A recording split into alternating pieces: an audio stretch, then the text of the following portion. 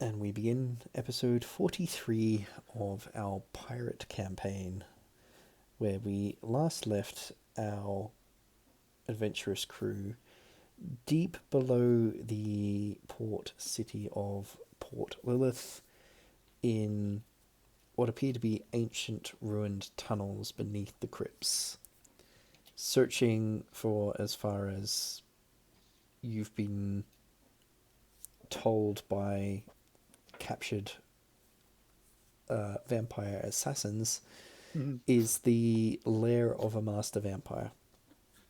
He was very willing to tell me that shit. Likewise, you did not come down here alone. You had the captain of the Mist Wraiths, Captain Real Demalis, and a group of warriors under her command come down with you.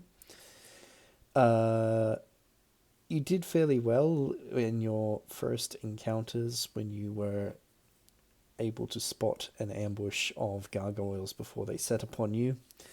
However, the Mist Wraiths under the captain's command ran afoul of some of the other defenses that you've already so far dealt with in the form of what appear to be undead minotaurs. The survivors they were friendly. have rallied Oh yeah, that was fun. and split off, heading one way into the tunnels beyond, whereas something or a few things gathered your attention. One of them was a giant map that was on a wall that Haldir has spent a significant amount of time getting down off the wall. Bhajiri was a great help. I'll hope he can get it back to the ship as well. No, of course not. It's all up to you to carry stuff. Oh, dang it. Likewise, a certain dwarf found a interesting hammer that had some influence over him for a while. Before he picked a fight with what you discovered to be a charnel knight, a vampiric elite warrior. Elite. Who had his sword used against him, somewhat unfairly. Well, That was vampire yeah. abuse. It was I mean- Mug's sword. Yeah, it found their keeper, right? He left it lying around. So, Not my In his fault. hand, right?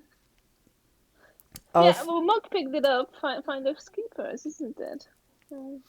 So after a rather vicious fight with this creature, you've taken the chance to rest up and take stock of the situation. There hasn't been anyone or anything else to enter this room while you've been down here. You're not entirely certain how much time has passed, but there are no noises that you can hear coming from any of the doorways that splinter off from this location. So I guess we had a rest. Yeah, so to all intents and purposes, you will have rested. To the north of you is the archway you came through that leads back into rooms that you have previously explored. Although the closest door heading in that direction, or head in the hallway just beyond that direction, you have not entered. Likewise, there is beyond the blacksmith equipment and the forge what appears to be a wooden portcullis embedded into the wall. You can barely see beyond it, but much closer to you all is an archway that goes, as far as you can tell, into another hallway, but you can't see much beyond it. as it immediately turns. So remind me, we at some point, or some of us, saw at least part of a map of Yep. this place down here. Yeah, I think we had the map. You, yes, because Bhajiri triggered it. I believe I dumped it there. Yeah, because I think they copied it as Yeah, well. Didn't they? Yep. we definitely have the map, but I couldn't remember if the characters had the map or we were just using it to, at least have some Mm. semblance of where we were going. There were quite a few characters that were actively looking at the map, I believe. Yeah. So a few of you Right. sort of took note of what you could see. So the room that you're currently in is room number 2 on that map. Mm-hmm. And those of you that did see it would sort of know where you are currently on it. So from what you can see, there is like tunnels beyond. The winding tunnels beyond, and another room further beyond that. So I think with that, Haldir has been sitting a bit and like drawn this map out and started putting X's where they've been. And goes like, so we can either go back where we came from to try and follow the Mist Wraiths. It seems like they're going deeper in here, or we can try and go that way where we haven't been to the end of that hallway that seems to end blindly. Yeah, I mean, let's go fight more things. Silas is gonna pipe up. Well, we do need to kill that the boss here before the Mist Wraiths do, because then we'll get more payment. Yeah, let's go and kill stuff. Right. So do you want to explore the room that may end up being a dead end? Or do you guys want to try and Yes, let's follow? go. Okay I then. think the dead end may be a bit of a risk to finding that dude in time. Right, so you're saying follow the Mist Wraiths. Yeah. Okay, so that should But be I mean, we are already up behind there. them, aren't we? We might as well go the other way. No? Well, but then we're gonna just be even further behind them. I don't know. Are we? Mug, Let's do this quickly. Mug, if you want to fight the big guy, you should go in that direction and through the first door on your left. Oh, Haldir is okay. basically pointing him towards 26. Yep.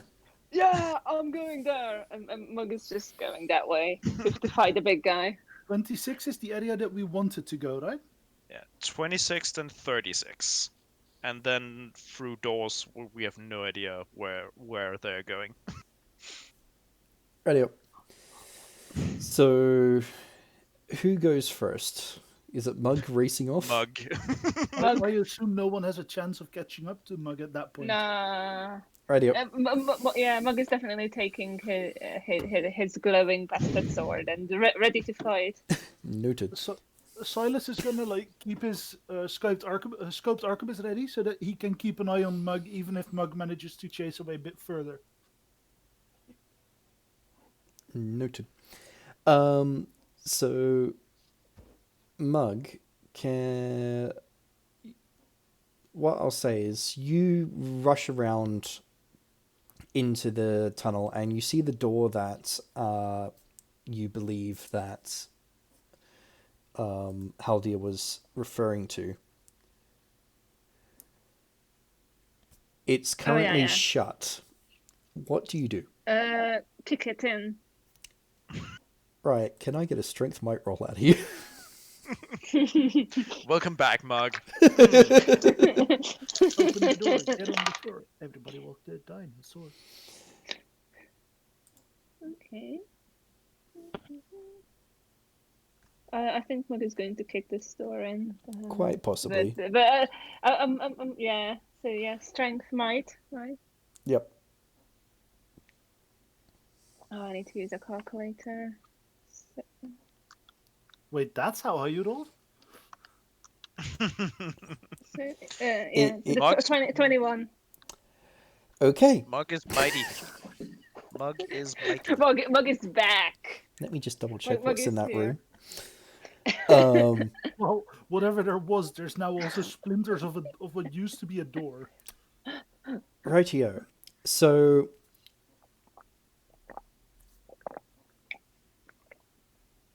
I mean, Mug is just going inside to fight the big guy. Mug, without waiting to check if the door would just open, you've just rushed up No. and kicked it hard. Yeah. The door itself was jammed, which means that you've kicked it off its hinges. So you've ripped the hinges clean off, and it's swung open and then fallen down with a very loud crash. Yeah, and Mug is going, yeah, let's fight! Shouting while he goes in. As you step in, you notice that despite the door being... You're not certain if it was locked or just jammed. The room is empty. There appears to The be... big guy is not here. Did he run away? Is there any other door? There is a number of doors in this room. Two on what I will describe as the northern wall. Is this 36 or 26. Yep. Oh, we are in 26. But Yeah. Oh, Hen, you So, went... seem to have doors. I thought 26 would only be one because we needed to go up to 36. Yeah. Yeah, so we're going through 26 before we get up there. Yep. So, room 26 is empty. But there are two doors... well, I say two doors. There is a door directly opposite, effectively, where you kicked in. On the very far left, there is an archway. On the left-hand wall, there is another wooden door, and on the same wall you've just come in through, there is another door. So, all in all, you've got 4 directions to pick from. Okay, Mug is saying, hey, guys, the big guy ran away. Do you know which direction he went? Pick a door, Mug. We're coming right behind you. You hear noises coming okay. from the one not directly opposite you, but across the other corner of the room to where you are. Okay, Mug picks that one and kicks that in as well. Right, that's the archway. So Yeah. you're just going to rush through the archway. He's gonna kick in okay. the Oh, archway. there's no door there. There is okay. physically no door in there. It's an open Okay. archway, but you heard noises coming from that particular room. Okay, so Mug is running there to attack whatever is there. Fair because enough. the big guy must be there. Rightio. You rush through this archway into another large stone room. This one has a massive round table in the center. It looks like at one stage there were probably seats in the area. And... Sorry. Nope, that's all good. You see hovering around 3 of the seated or spots where you'd expect someone to seat. Almost ethereal figures in cloaks. I'm gonna give him a wave. Okay, Mug is running at them. Oh, you're the big guys, right? And then tries to attack them. Rightio.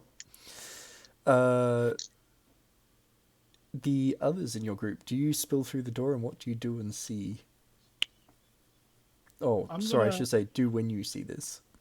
I'm gonna decidedly walk in the door and then try and like wave at them and say hi. Noted. Can I get... While Mug is attacking them. Yup. So, Haldir's hiding behind Silas. noted.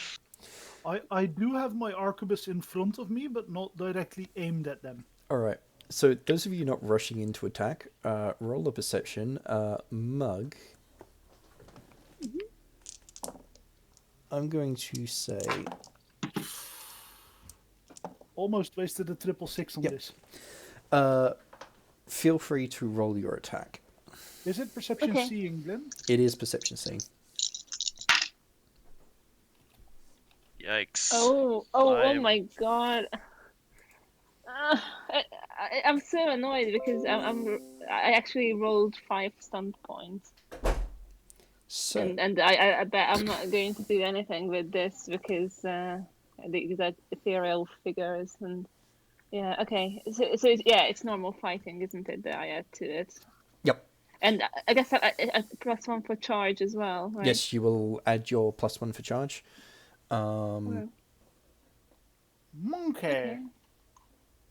And I have 5 stunt points. Should I bother with it or not? Let me know what your total is, and I will let you know. 18? So, yeah. Yep, go shopping for stunts. Oh my gosh. Okay. In the meantime, I'll describe what Silas sees. And since we now have a Bhajiri, I will say, Bhajiri, you've finished tidying up the giant map that you've helped Haldir pull off the wall. And started to head down in the direction where the others were. And at this stage, you both see Mug come barreling back the way towards you before he takes a sharp turn and kicks in a doorway and rushes through. And then you hear him shouting about hunting down and fighting the big evil guy, whoever they may be. Bhajiri is just like, huh, and just casually follows after Mug. Yep. Okay, so Glenn, Dual Strike and Mighty Blow. Because I get Mighty Blow for 1 point now. Discount. Yeah, with my new journeyman discount. Yep. So, how many points do these things have? Okay. Yeah. Firstly, that all hits. Feel free to. Have you rolled up your damage? Not yet. So is it going to be the same damage, or do I roll damage separately? For. Oh, Dual Strike. Yeah. Let me quickly. Or, yeah, because I'm reading it. It says, if you hit the secondary target, roll your normal damage for them also. So I think that's separately, you right? roll a separate damage for them, but Okay. yeah. Okay. Considering the So- weapon you're using, I can easily say that 2 of these targets are within range. Yeah, and does the mighty blow apply to both of them or just one? How does that work? I'm going to say screw it. It applies to both because it's the one swing. Okay, cool. Okay, so the first one is. Are you trying to get him to destroy all these things? Oh, this is going to be interesting. Is all I'm going to say. So, have you got a backup character ready? So Silas, you note firstly that these things are completely ethereal. They are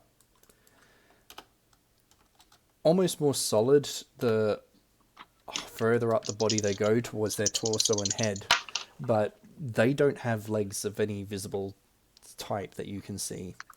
Likewise, each of them is holding in their hands a large weapon of one form or another, a scythe, a two-handed sword, or a two-handed axe.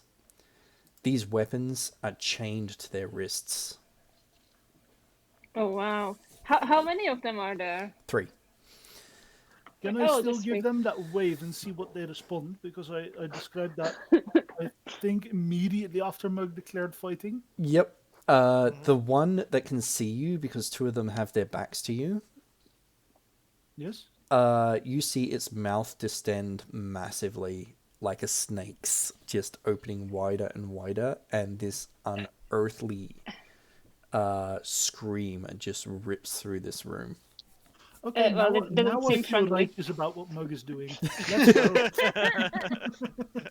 Mug just didn't wait. Yep. I tried to go the friendly way. They said no. Oh, now it's time to unleash the full Mug. Right here, 23 like you were controlling it. and 21, and both No, of no, them no, are no, no, no, magical no. damage. It's not like that. It's more like he's not gonna try to stop it now. What I'm also going to say is you see Mug's sword is glowing, although it was glowing red along the spine of the blade,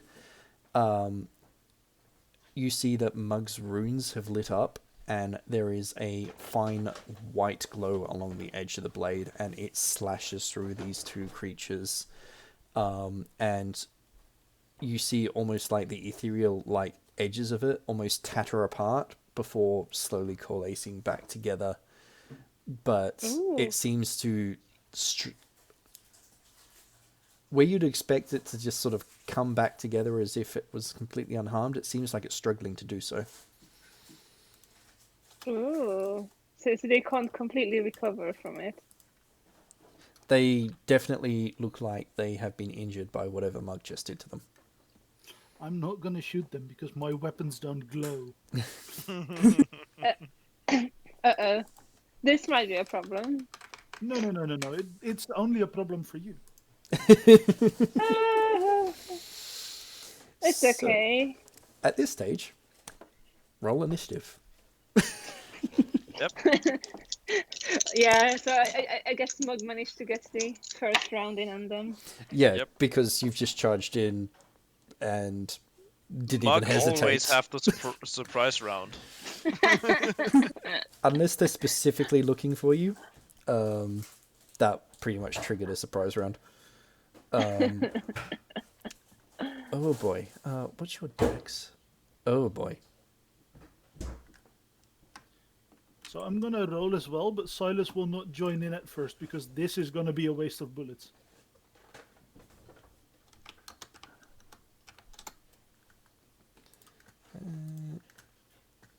What's my initiative? Initiative is Dex, isn't it? Yep. Yeah.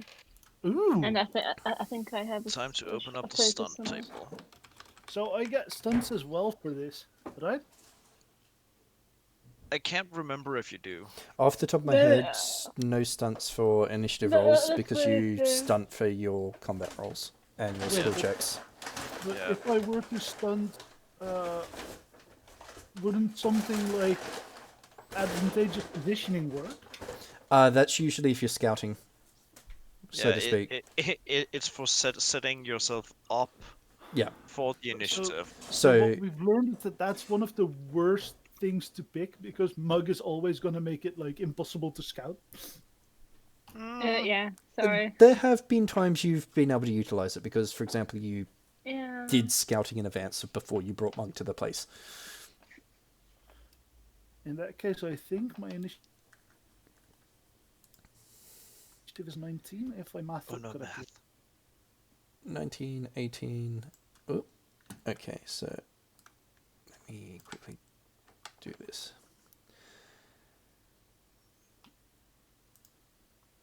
So Wisp got a 20.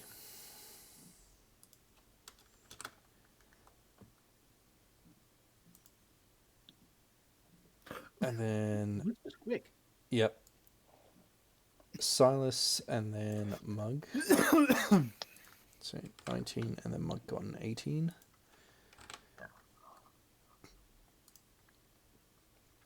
And then we have Bhajiri with a 15 and we have Haldir with a 14. Oh yeah. Oh, so I must say, Mug did pretty well on that surprise round. Yes.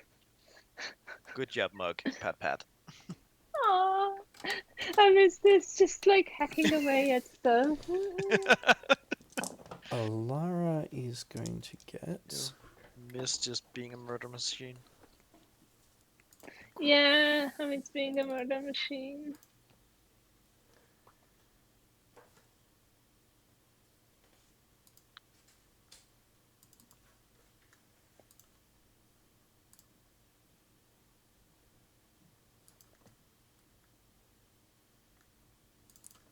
Sorry, bear with me. good. And All initiative +3 there. So Lara got +3 dex. That. So she is going after someone. I completely forgot we both had Seda and Alara with us. Yeah, they're backing you up. Oh, Seda rolled shit. Well, she can join me at the end of the initiative track. That's fine. You two can have a cup of tea before you fight. Oh, that sounds lovely. Yeah, I think she is actually at the end of the initiative track. She got a 13. oh. Right.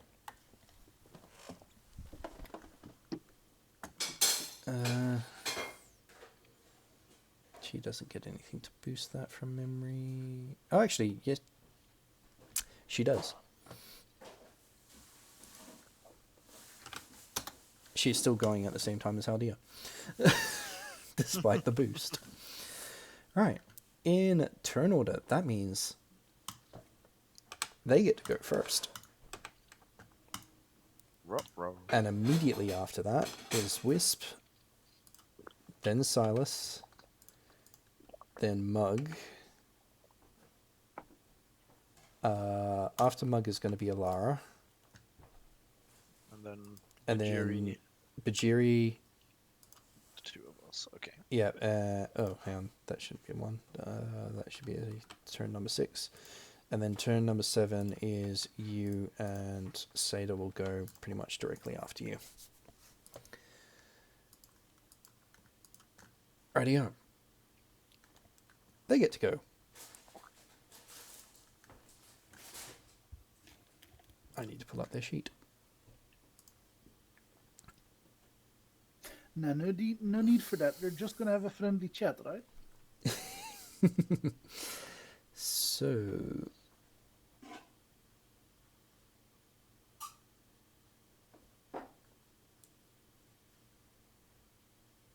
Since when is Silas the peacekeeper of the group? Not in solid form. Since they're not in solid form. Rightio, Fair. so what I'm going to say is the one closest to Mug is going to swing a scythe at him. One is going to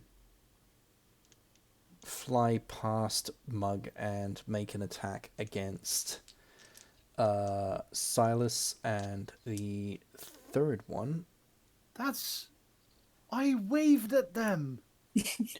Clearly, aggressive waving was not the way to communicate. Basically, the one that you locked eyes with and waved at is the one coming at you. Oh, I'm gonna shoot the living fuck out of him. Yeah, I took it as an invitation, didn't it? That is not friendly. I shall shoot him till he no longer moves. And the last one is going to have a shot at Haldir. So, against Mug. Here at Hope hiding behind. At Haldir. Yep, I they're had splitting hoped themselves up. Hiding behind Silas was going to be good enough. Apparently not. So, that's... So you were using me as a meat shield. Mug does Always. a 15 beat your defense. I think so. Yeah, 15 good. Rightio. Ouch, these guys are not going to be fair with you. So, roll that. Don't worry about it. I have 76. Yeah, Don't so... worry, I have a backup character ready. So, the one nearest to you drifts backwards and swings a double-handed blow with a scythe, which the scythe itself as well also looks ethereal, and it slashes deep Like, you feel this cut through you as if you were actually sliced by a weapon, but you notice that it doesn't leave a mark in your armor. Oh, so it passes through my armor. Nasty. So that did... Oh, hang on. I nearly gave you the wrong damage there. That gave you 12 damage, and it also used pierce armor on you. Okay. So So that's someone what, was like- half armor? Yeah, half armor. Oh, so half of my armor still counts. So Okay. half of your armor will still count, but as far as like damage to your armor, it didn't leave a scratch. It's almost like it Yeah. was trying to poke it through a soft, spongy item and drag this scythe through you. Yeah, Mug is like, oh, you do sting. That's good. This is like a good fight. Right, Silas, the one against you did a... What did he roll? He's tried to grab you instead with basically outstretched bony claws. Let me just add up his attack. He did an Is this 18. punishment for me tossing you in a wall on Tuesday? Oh, I haven't used their special abilities yet. This is an 18 In to that case, hit. I haven't said anything. 18 to hit? Yep. Yeah. Right. Yeah. Okay, so these claws rake across you. They do 5 damage. Likewise, this grip feels ice cold. Okay. So you feel it's like wrap these claws around you. You feel chill, almost like burning in your hands. But as you pull to sort of whip it away, you basically pull your arm through the hands, like as if they're not there. Huh. Haldir? This one... Okay. This one...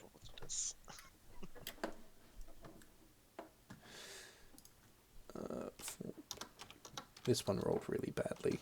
This may not even hit. Does a 12 hit? No, it does Yeah. not. So this one is actually Hey. trying to, like, get around its companion that's, like, stopped right in front of it.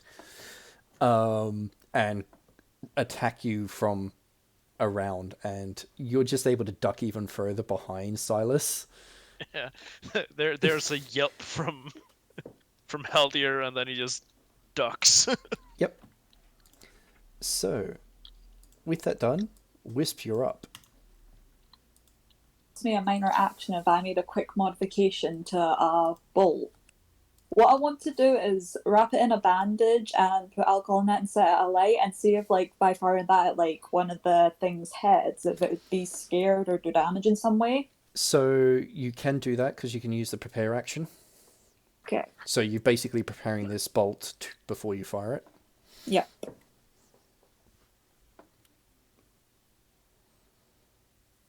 Fuel to good fire.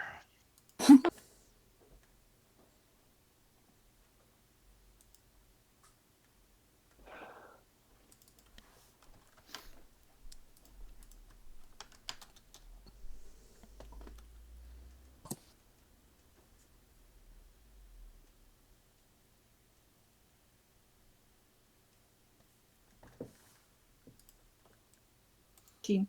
14. Right, let me just double check the stats on this thing again. Okay. So which one are you aiming at? You're aiming at the one that's tried to attack Mug, or you would attack one of the ones probably after go- Haldir or Silas? Probably poor Haldir. Okay. They're probably the closest as well, so. Yep. So you go to put a burning bolt directly into this thing. Your bolt hits perfectly on mark and flies directly through the creature and ricochets off a wall on the other side. It doesn't even seem to react.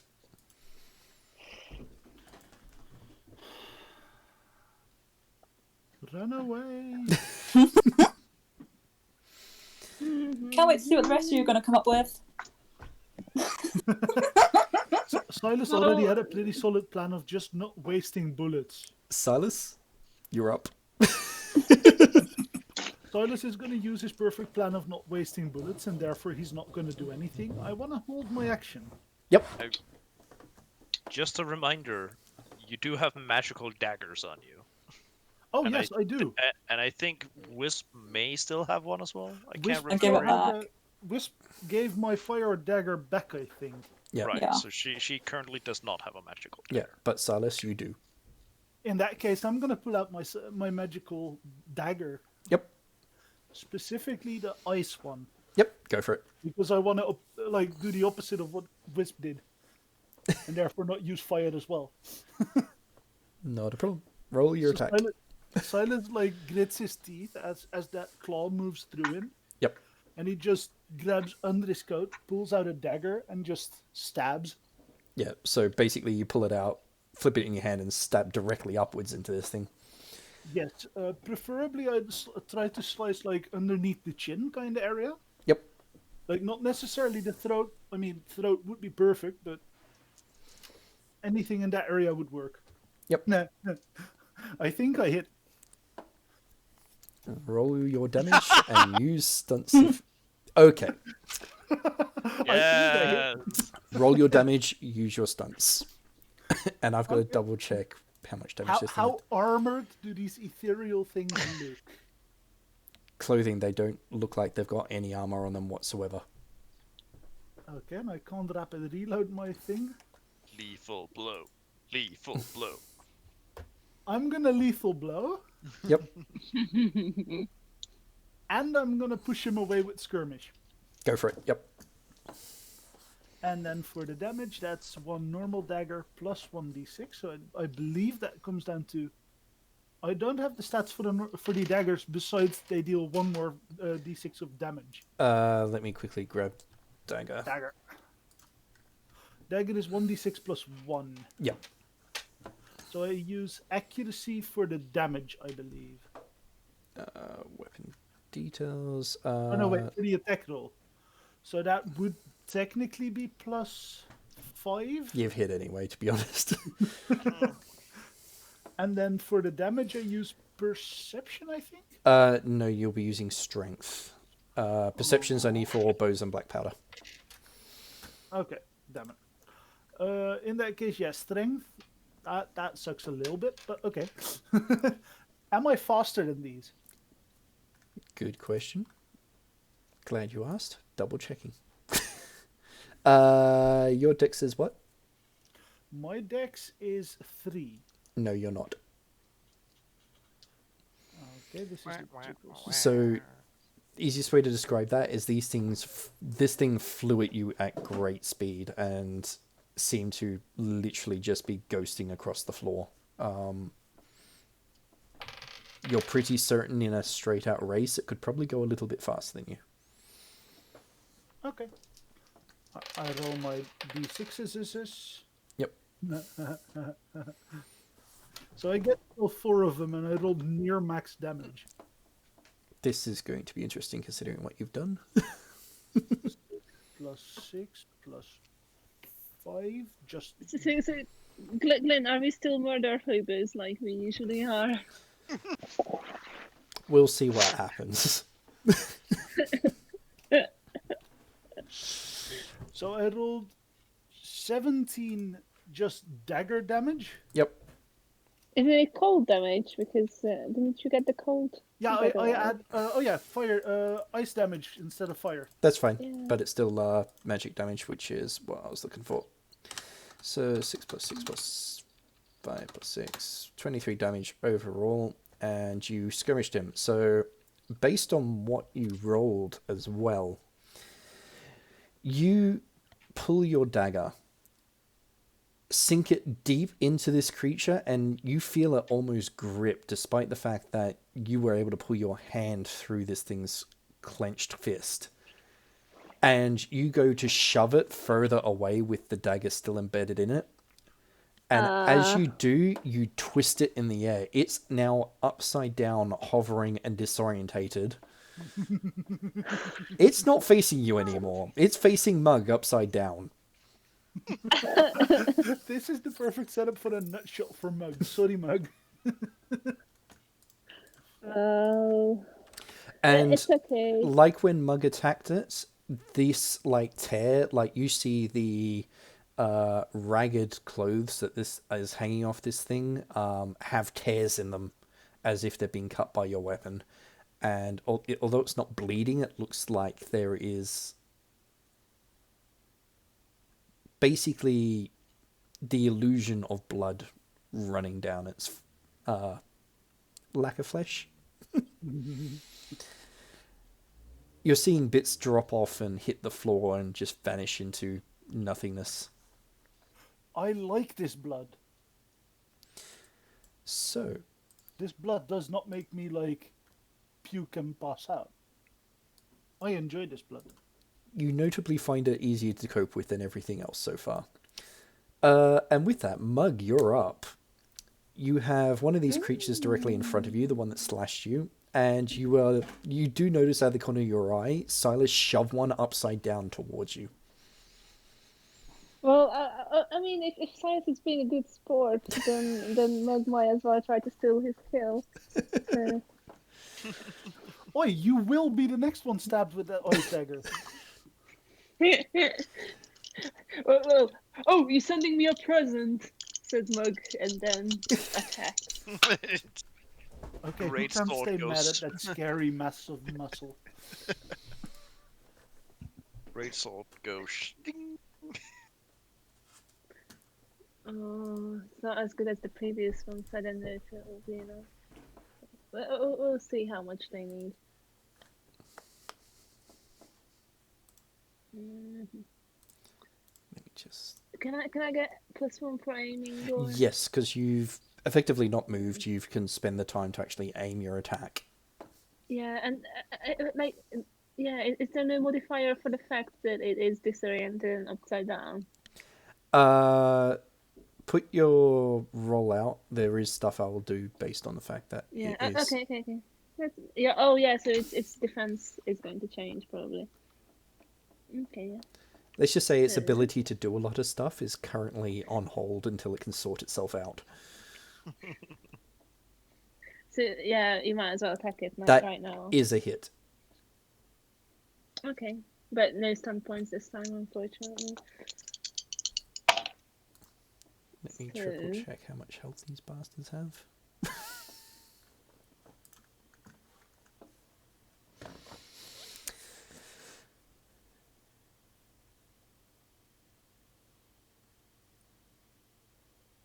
Okay, so that is 18 points of damage. Right, yeah. Magical damage, of course. Yep. I'm keeping Okay. well track of that. So plus 18 Yep. there. Rightio. So, Mug, you spin and deliver a overhand blow that just rips this thing from where its waist starts to appear out of nowhere, right down to its neck. And once again, your sword is glowing as it rips through, and this thing lets out another of those unearthly shrieks, almost as if it's actually registering pain.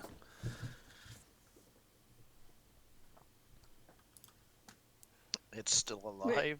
It is. Yeah. It No, is. It wasn't a lot to start with, but Yeah.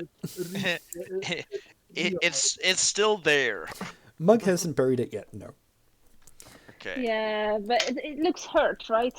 Yeah. This thing is like it's the cloak that it was sort of flowing around it is partially now hanging upside down because it's current orientation. But there are tears in his clothing that are now hanging almost completely off it. It does not look to be in good shape. Its face is becoming more distorted, and sort of, if you're looking at it carefully, you see that around the edge, it's losing. How to describe it? It seems a bit more blurry around the edges than being as if it's not in sharp focus anymore. Mm. Likewise, there is a lot more of this strange gooey stuff dropping from it, but still, once again, it vanishes before it even hits the floor. Next up is Alara, and she is going to straight up just Arcane Blast it. So Alara's going to step into the room and slip past you, Haldir, and launch an Arcane Blast directly at the creature that was trying to attack you. Right. First off, she hits. So she's doing that. She's not fucking around. So this bolt slams into it, and you see it rip through the side of this thing's cloak, and it almost looks like it burns its way through. The creature screams in her direction. So that did that much damage.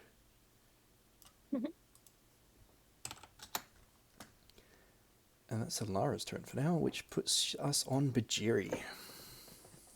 So Bhajiri has definitely noticed how these do not seem particularly real world, and people are like seem to be defaulting to like magical shenanigans to even lay a scratch on them. Yep. He very quickly checks his pockets to find nothing magical whatsoever. Is there anything interesting and or magical looking around the room?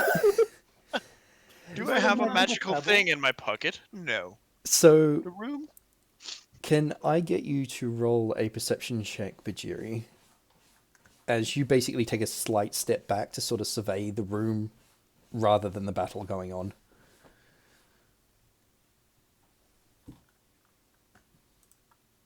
How much do you add when you have the focus? +2. So, perception seeing. So that's 19 with 5 stunt points. Rightio.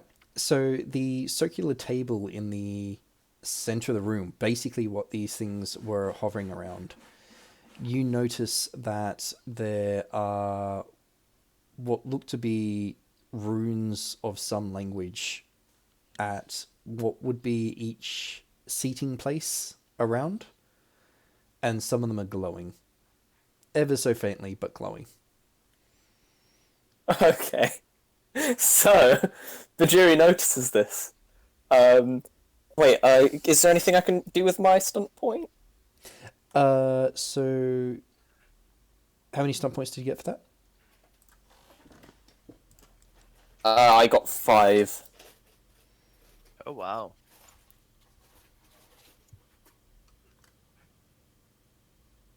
Five on an exploration, right? Yeah, this one will be an exploration.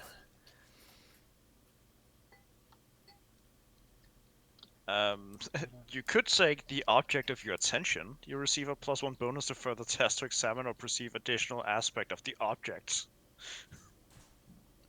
Let me also just give a quick squiz.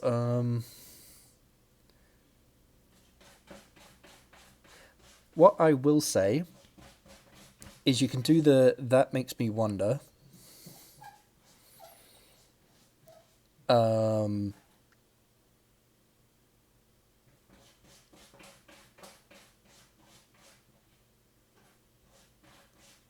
And I'll say that that can also go with a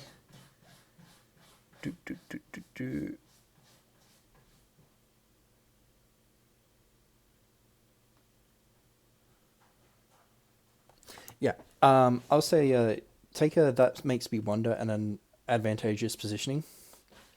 Okie dokie. Because, so roll another perception check, and I'll describe what you see on that second one. What I would say with describing this, these runes on the table, is that the first thing is, the runes that appear to be glowing were at the places that these creatures were sort of hovering around at the particular time when people entered this room.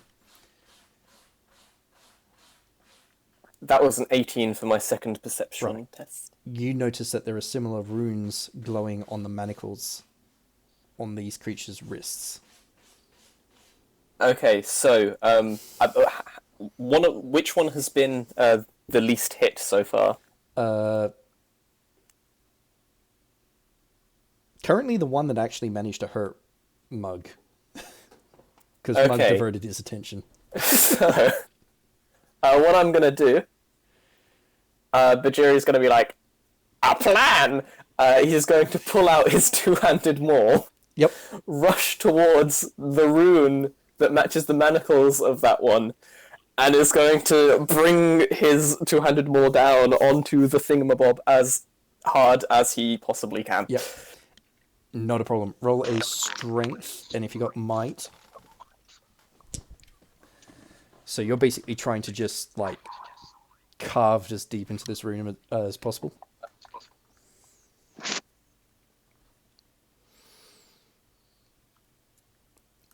So you will have, basically, you rush through, there's very little in the way of anyone between you and this part of the table, and you swing a massive overhand blow. That's 17 and 3 stunt points. Excellent. You sink your weapon hard into the table. It's actually a stone surface, but it appears that it's like a thin overlay over wood. And you smash clean through the stone and into the wood of the table itself. The rune itself shatters, and the second that happens, the corresponding creature screams, and the manacles on its wrist explode, the weapon vanishing. Can I use my 3 stunt points to do a lightning attack on another one of the runes? Yes, you can.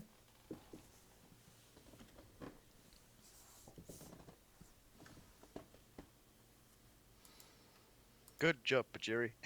That one is a 16.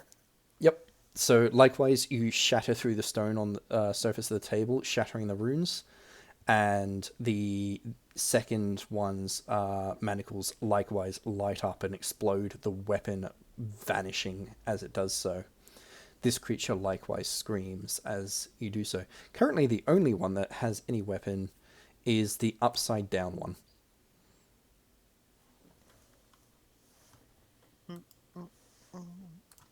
Excellent. Haldir, you're up. Okay, so Haldir had a chance to get a bit over suddenly being charged by ghosts. So looking a bit around, how far are these ghosts from each other? Less than 10 feet? Yeah, I'd say about 10 feet. Great. So, taking a deep breath, Haldir tries to concentrate on gathering together a lot of magic and cast Chain Lightning. Rightio, roll that.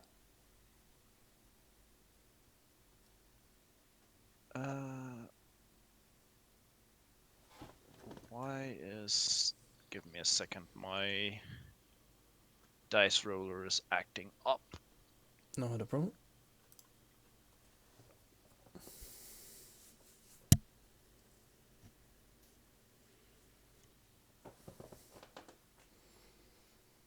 I just hit the target number, so yes.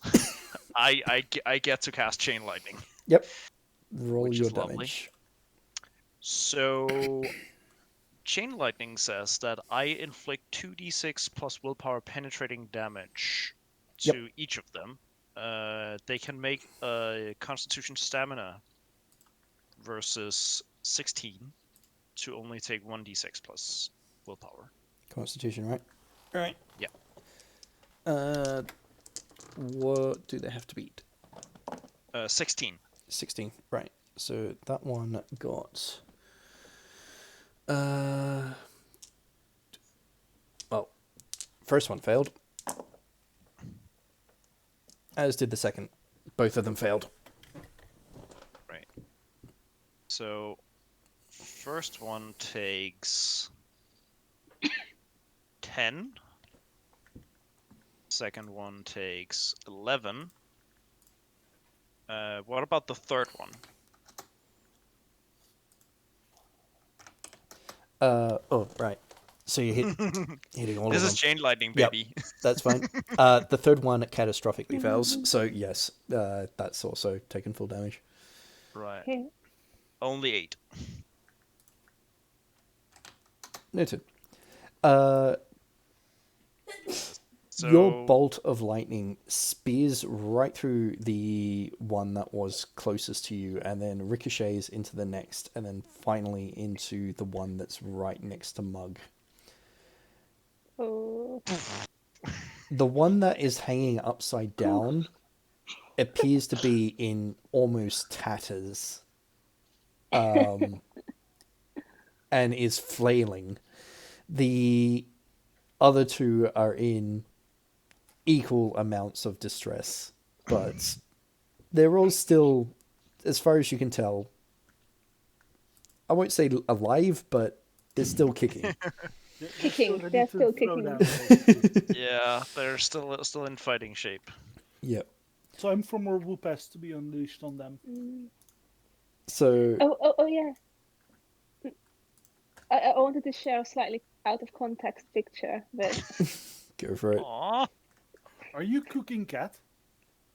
no, the cat wanted to sit next to the coffee.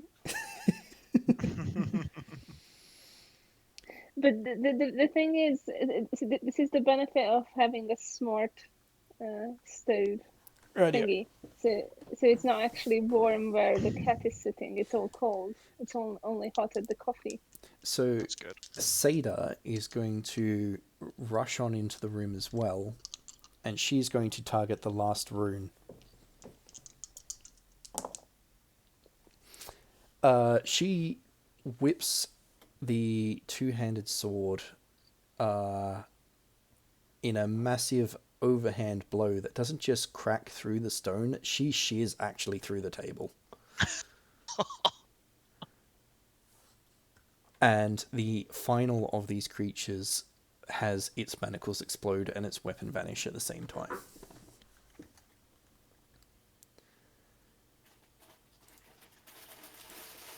Nice. And with that, we're back to the beginning of the turn order. And they're going. Wisp. They're a little pissed. Yeah, first the punchy dudes now. Yep. Oh, I think they should be concerned, not pissed. I'd hoped my chain lightning would get rid of the guy flying upside down, but Let's just say that I'm gonna get that kill. they look to be in quite bad shape, in general. Seeing Considering as I can't really... Sorry. That's right. So, Seeing as that's... oh, sorry. You go. You go. Seeing as I can't really do anything, I'll just collect the bow that I fired and just reload. Reload my weapon. Yep, I'll keep that in mind. Also, the one hanging upside down has righted itself, tried to lunge at Mug and failed because it's just misjudged exactly where Mug is. Oh wow, okay. The other one, the one that actually did manage to attack you, well, nope. He's not enjoying his manacles being off. Right, only one of them managed to do freaking anything. Is it the upside down one? No, the upside down one like righted itself and then just like tried to flail with its claws at Mug and just could not judge where he was. Something about disorientation. T-Rex arms. Yep. So the final one. This is one of the ones that was fighting Mug. It instead is actually going to lunge at Bhajiri. And it definitely has hit. Oh no. Didn't like those manacles getting off. Nope. Let me just pull up the stunt table because it's stunted and stunted hard. Uh-oh. Oh no! Oh no! Bye, Bhajiri. Oh, it takes an extra one extra SP to do skirmish against me. That's the thing. I'll keep that in mind. Luckily for you, it doesn't like skirmish as its favoured stunt. Bollocks. Or I should say, unluckily. Rolling up to fighting stunts because it's going to use 2. It's going to use lethal blow twice. Luckily, it can't do that. But what it can do is use it once. And it's also pierce armor. Ouch. Luckily enough, it's with a claw, not his weapon. So, this thing lunges... Basically, it passes through the table to get to you, Bhajiri, and then it lunges at you with claws. Bringing these raking across you. Likewise, when one of them attacked both Silas and Mug, these extended claws pass into you and through you, but don't seem to leave a physical mark. But it feels like they're burning and rending your flesh. Wow. Okay. Nice. With It that, tickles Mug. Monkey bacon. so it has a Mug is +1 to feeling that. warm and toasty. It did 15 damage with pierce armor, so you get half your armor off that. For both of us? No, that was only against That was Bhajiri. Okay.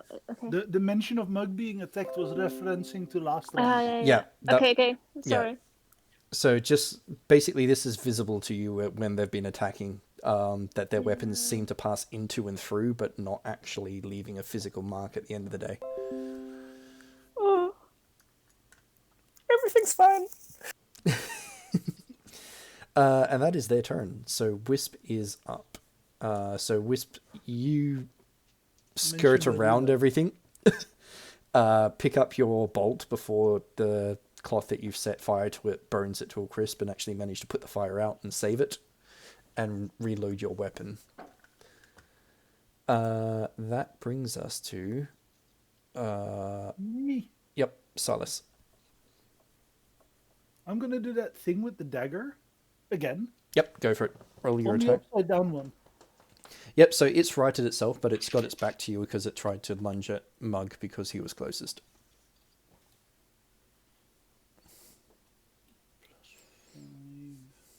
+5.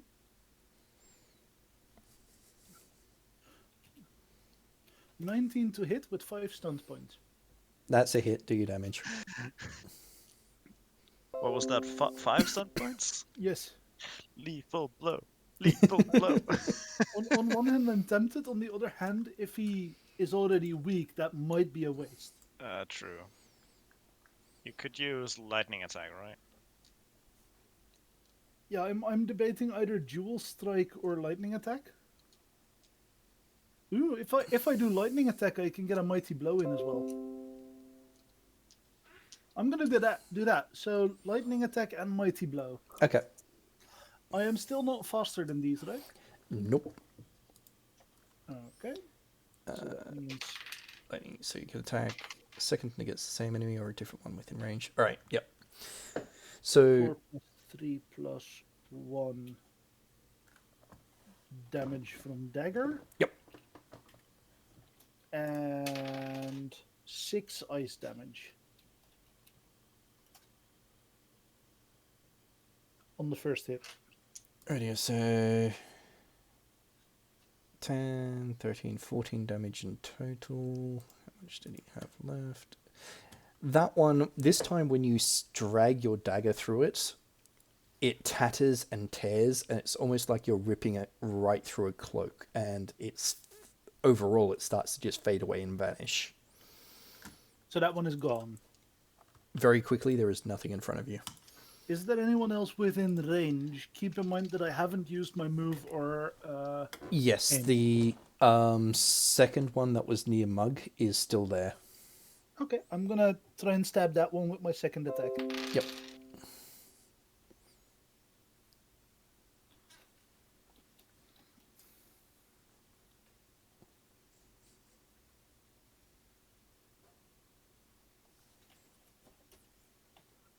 So no stun points on this one.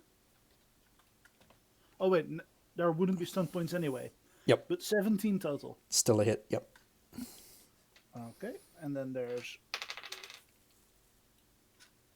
2 damage from dagger. And there's 4 ice damage. Rightio. Yep. You tear a massive rend through this one as well. It's still screaming and its head whips around to face you. But it looks really badly held together at this stage. It's almost like where some of the tears are, it's almost like you're pulling apart cloth by the seams and it's held together by just threads. I'm gonna spit in its general direction and then say, Mug, that one is yours. Oh, thanks. The spit passes through and nearly hits Mug. Mug is like, hey, what's your aim? Mug, you're up. Okay, so okay. Just remind me because I wasn't completely paying attention. Is there still 3 left, or There's only 2 left now that you can see, and one of them has passed right through the table and attacked Bhajiri, and Yeah. There's one in reasonably bad looking shape directly next to you, the one that Silas just attacked. Oh yeah, I think it makes sense for Mug to attack the same one. Yep. And try to finish it off. Go for it. Like, it's closest. It is literally the closest to you. Yep. Yeah. Oh, I hope it hits. I don't know how high these things are. Like they're. Okay.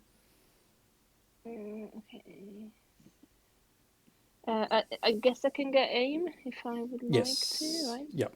Yeah, as long as you're not moving, you effectively can take the time to aim and attack. Okay.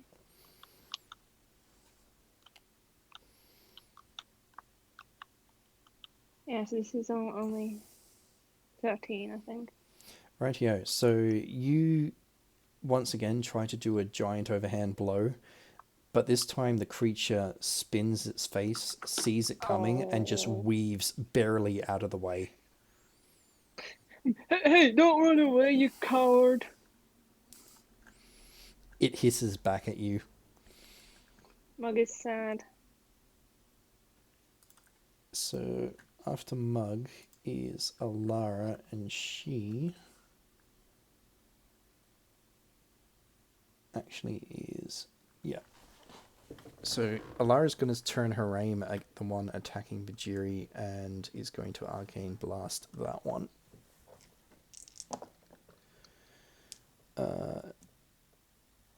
Interesting.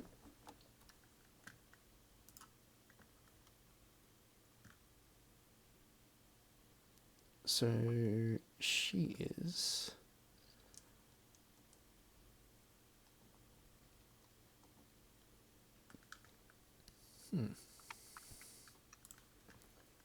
bear with me just a second.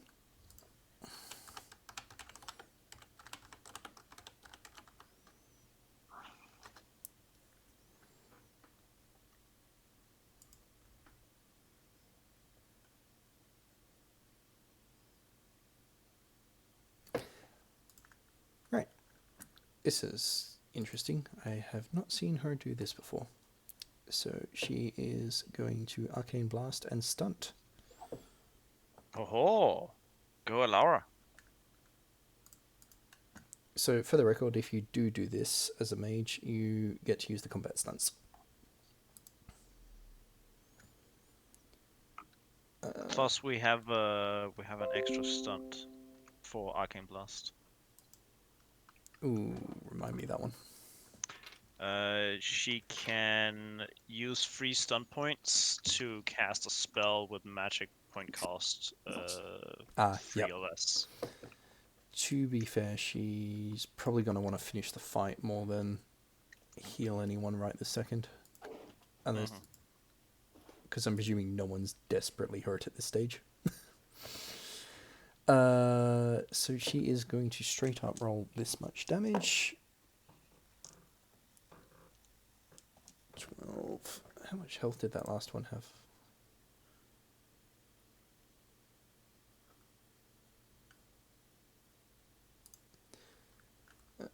Right. Quickly add. This bolt rips clean through the chest of this creature in front of you, Bhajiri, and almost seems to burn a hole right through. As the blast passes through and slams into the wall next to you, you notice that the hole that it ripped through isn't really closing. Bhajiri waves through the hole. Alara just smirks and blows you a kiss through it. With Alara's turn up, it is Bhajiri, your turn. Bhajiri still has no magical shenanigans. Again, Bhajiri is going to... Can Bhajiri study this ethereal creature to see whether or not there is something about it that seems more tangible to aim at? Yeah, you can try and study this creature and work out perhaps what it is or how best to defeat it. Sure. What do I have to roll for that? So what I will suggest is probably roll an intelligence.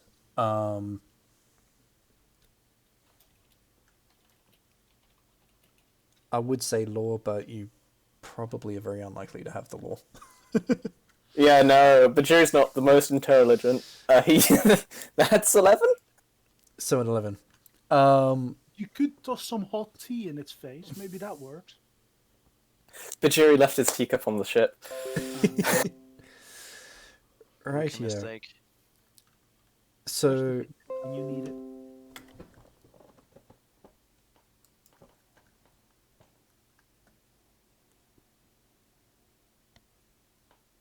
bear with me, just trying to mute something so that it stops pinging. Sorry. No, don't. There we go. So, you've heard, or you vaguely remember sort of horror stories about creatures that these potentially could be. Usually that they're all that remains of either greatly evil champions or perhaps cursed people bound to a place. The only things you seem to really recall about it is that when fighting, that they are almost all but incorporeal, that a regular weapon normally doesn't harm it at all, except with preparation. Perhaps you vaguely recall something about being able to still inflict damage with a standard weapon with sheer willpower behind it.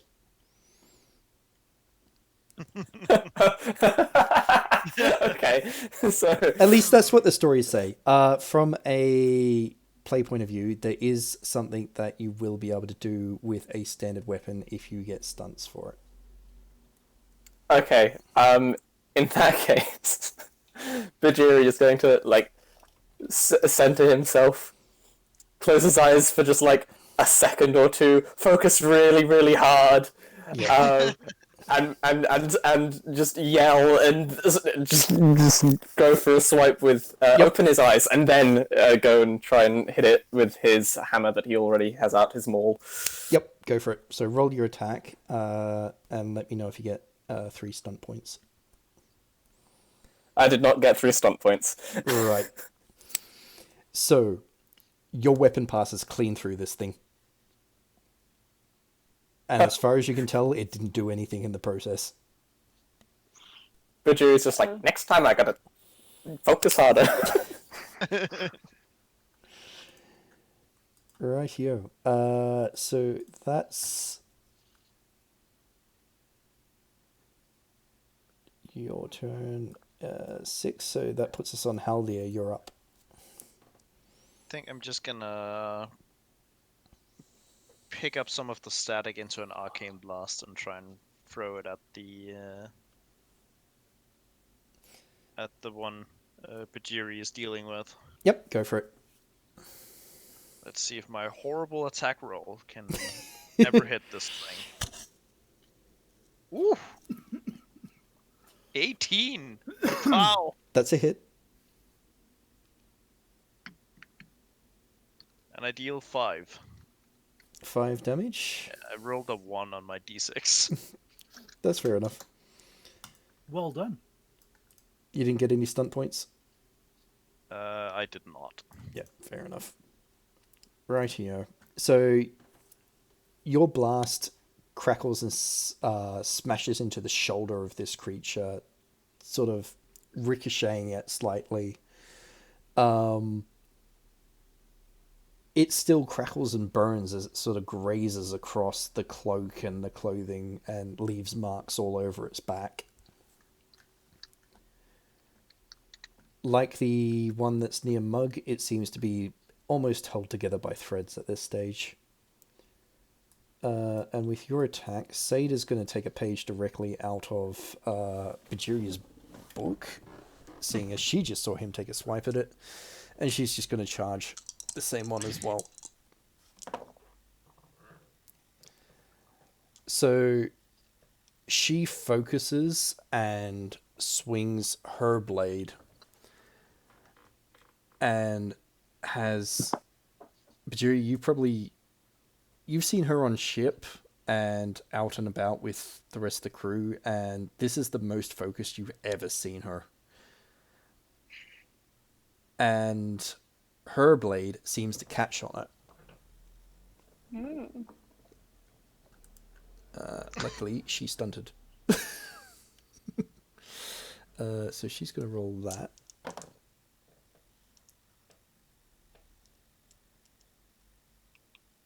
Okay. Her two-handed sword almost looks like yours was going to, as it passed through, but it at halfway through catches and rips, almost like she's caught a cloak around her blade, and she tears and hurls this thing, and it turns into ripped pieces that then fragment and vanish. That seems to be bad for its health. She's staring in confusion and shock, going, I didn't actually think that would work. Good job, Seda!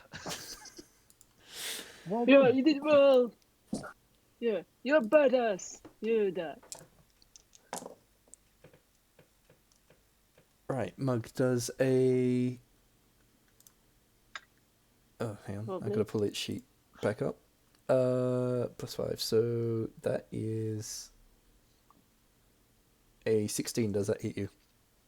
Oh yeah, definitely. Yep. It did not stunt, so it's just roll on that.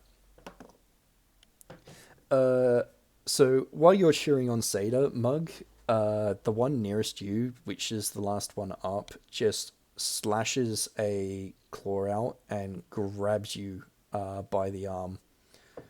And it does 6 points of damage. You're a feisty one. Yep. Is this pierce armor as well? It is or not pierce armor. Just 6 points of Ah. damage. Yeah. You're a feisty boy, but you bite harder next time. That was just a small prick. And that's pretty much its turn. So that brings up Wisp, if you'd like to do anything. Is goop collectible? Sorry? Oh, the goo. Yeah. If you want to look You for could it, try. roll a perception. Perception. Yeah, because you've been seeing basically it just vanish, or these right, creatures are vanishing. So roll a perception seeing just to try and see if you can find any trace of these things as they've died.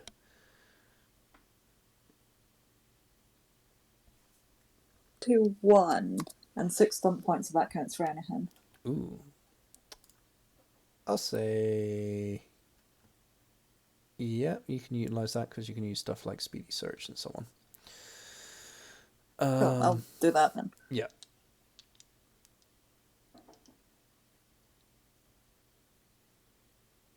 Yeah, I'll say speedy search, and you can use also object of your attention when you're doing further tests to examine whatever you find.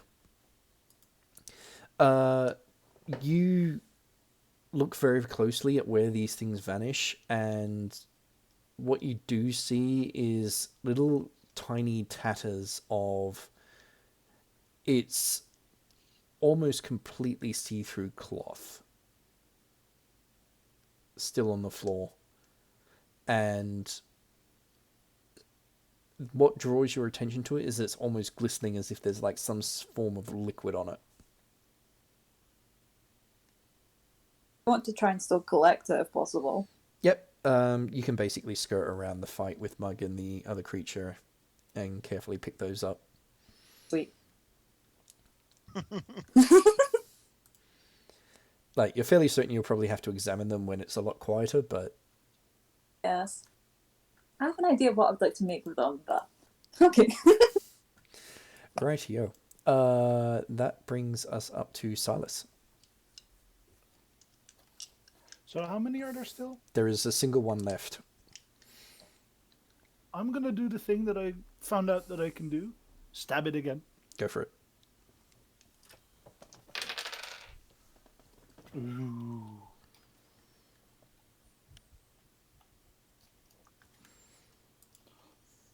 That's 19. That's a hit. Roll your damage. 4 stun points. So I'm gonna pick Mighty Blow. Yep. And I'm gonna pick something else for 2.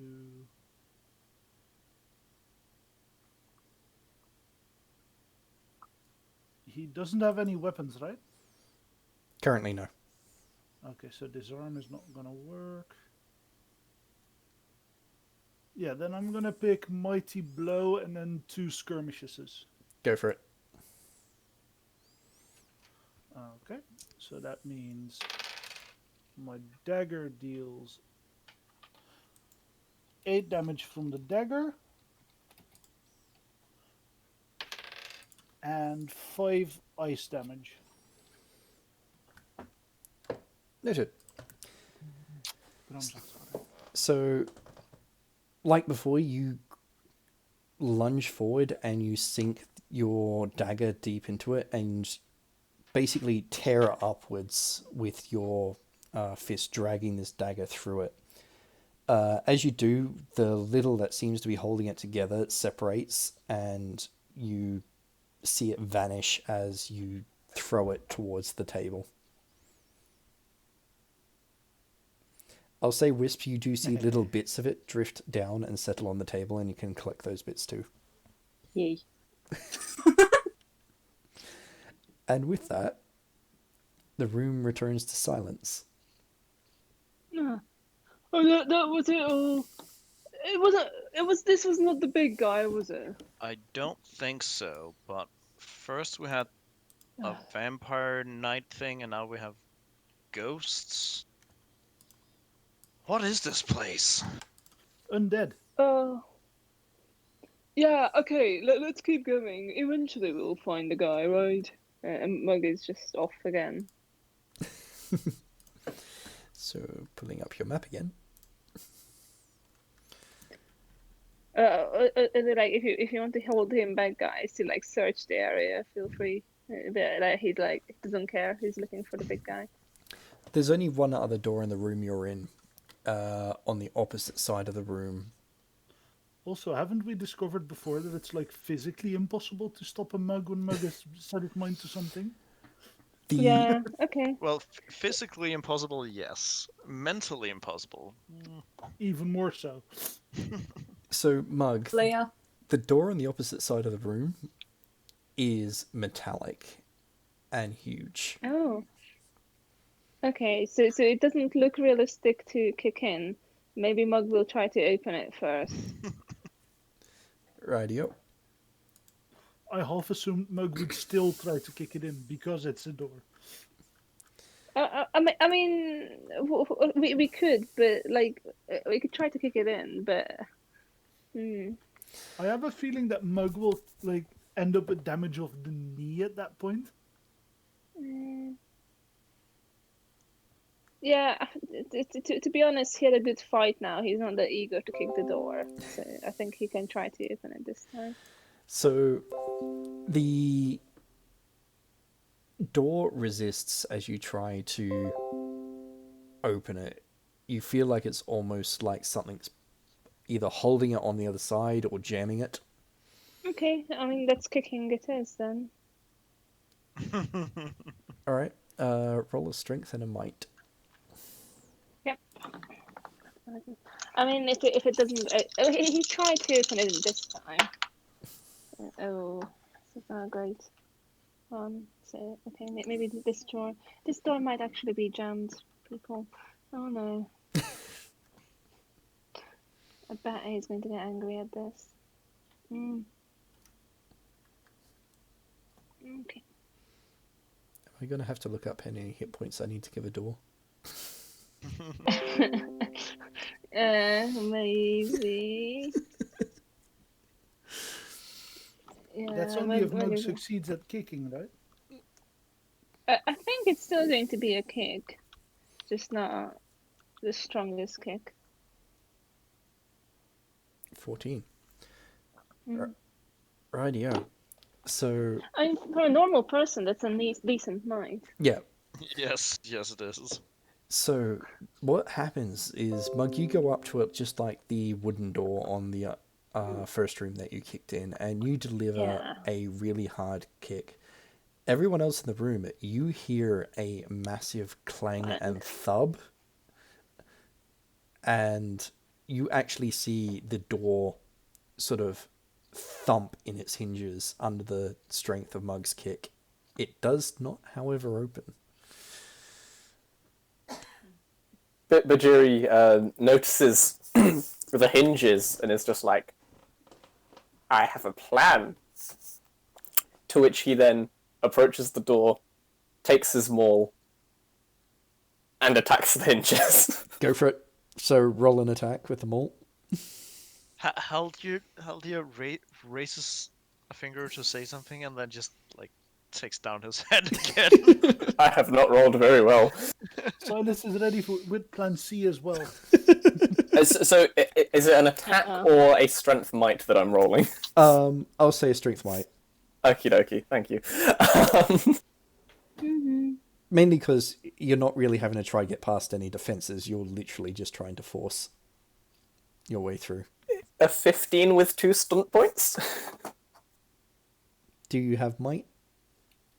Yes. Okay. Rightio.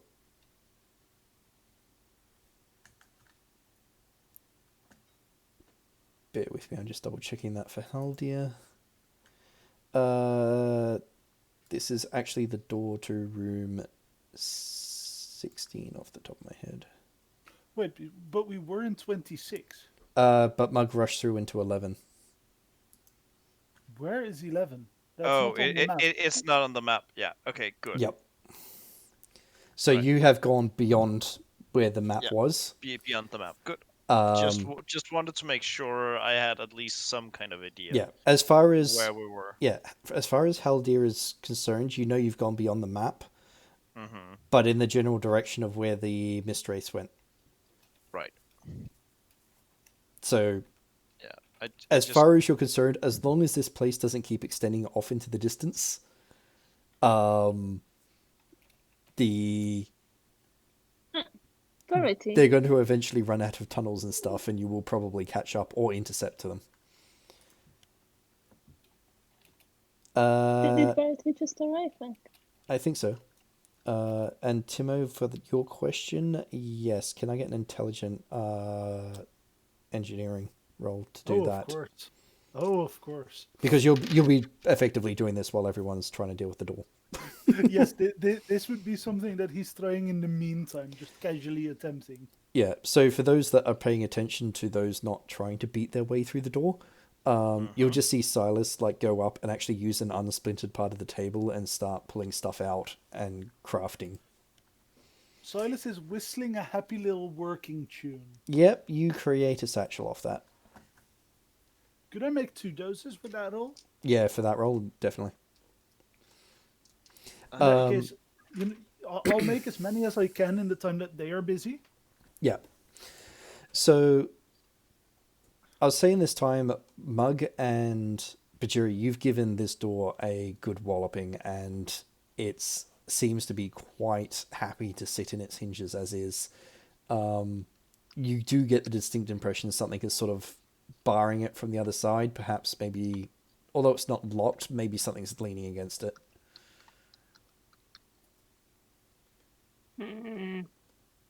What if we both hit it at the same time? Can Silas at this point be done? Yeah, Silas, you will have... While you were crafting, Haldir went up to you and went like, so, Silas, you had multiple of those daggers, right? Yes. Yes. What about we distribute them to, Seda and Bhajiri and Whisp, so they don't need to try and, I don't know what they were doing, concentrating very hard or whatever, if we meet something like this again? They can definitely borrow them.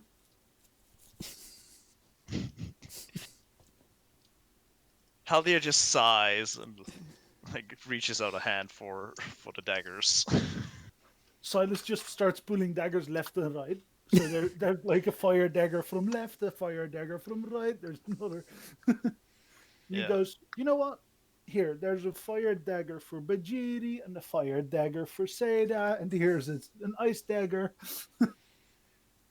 Right. I will go give them. Do remember that this is just borrowed. From who? And with that, Silas just goes, well, and that makes me done, so I'm going to go take care of that door now. Goodbye. And he just walks to the door. Yeah. As Bhajiri and Mug are contemplating hitting it at the same time, he just starts placing these satchels on the hinges. Oh boy. So Bhajiri and Mug, you both see Silas just appear between the two of you as you're both looking at this door. And he starts attaching sort of cloth bags, 2 sections of them. There's a little wire running out of the 2 of them.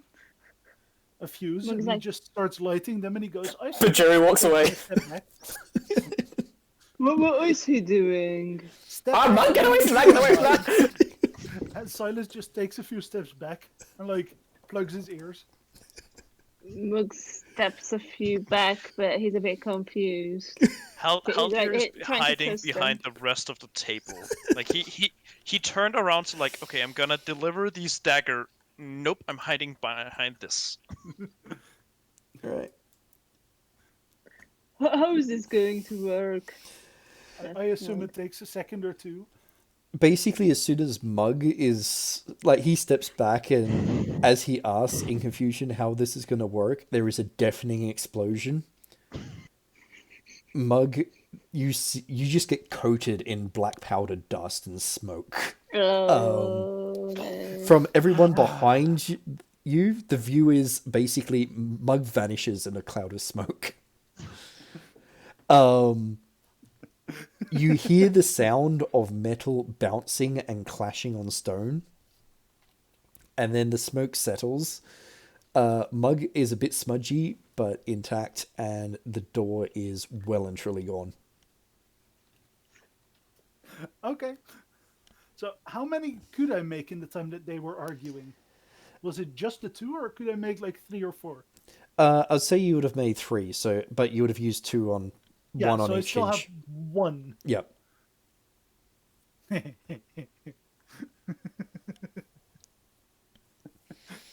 Silas just giggles as the explosion goes off. And like for a little bit after, you just see him giddy and smiling, and he's just like, that worked.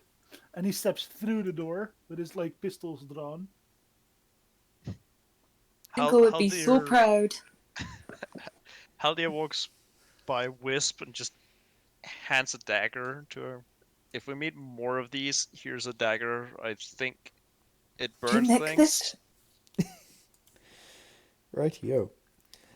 Then over to Saida and Wait, Bhajiri. did Wisp just ask if it was stolen? Yes. Because if he doesn't know it's borrowed, you ain't getting it back. To be fair, if it turns out stolen, Silas now knows how to make those satchels. Silas now knows how to make those satchels that he just used on the door. And if it does that to a big heavy door, imagine what 3 of them in a hammock do. It's one of Silas's daggers. He'll probably want it back. one, if he remembers. Haldir just raises his shoulders and goes over to Saida and Bhajiri, gives the daggers before trying to follow in wherever Silas just went. Okay, let's go get the big guy. And Mug is going ahead. Does Silas see anything through the door as he like stepped through the smoke? I'm just double checking that because you definitely do. Because that will be an epic entrance. Just smoke. So, Silas. the scene as it lays out before you. You step through the smoke, or the disappearing smoke, into a reasonably large room. On the far northern wall, there is a door, sort of off to your right. Crowded around that door, you see the Mist Wraiths and the captain, and they are battling what looks like a rather large group of ghouls.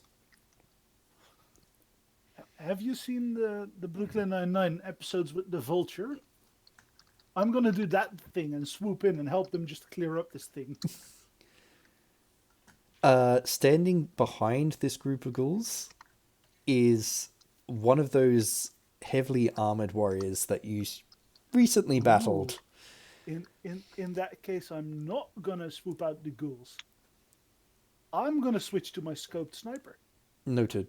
He is looking directly at you, and he appears to have, like, just dodged out of the way of the door that was blasted across the room. How epic would it have been if I had frisbeed this heavy iron door into him with explosions as driving force? What I will say is you can roll perception. Okay. Is that seeing? Yep.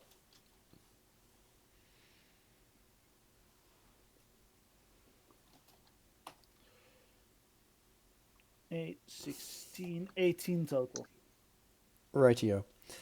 You see that there is something that has been crushed by the door. Whatever it was, it had a lot more hands and feet than you'd expect of a standard human. Silas is giggling again.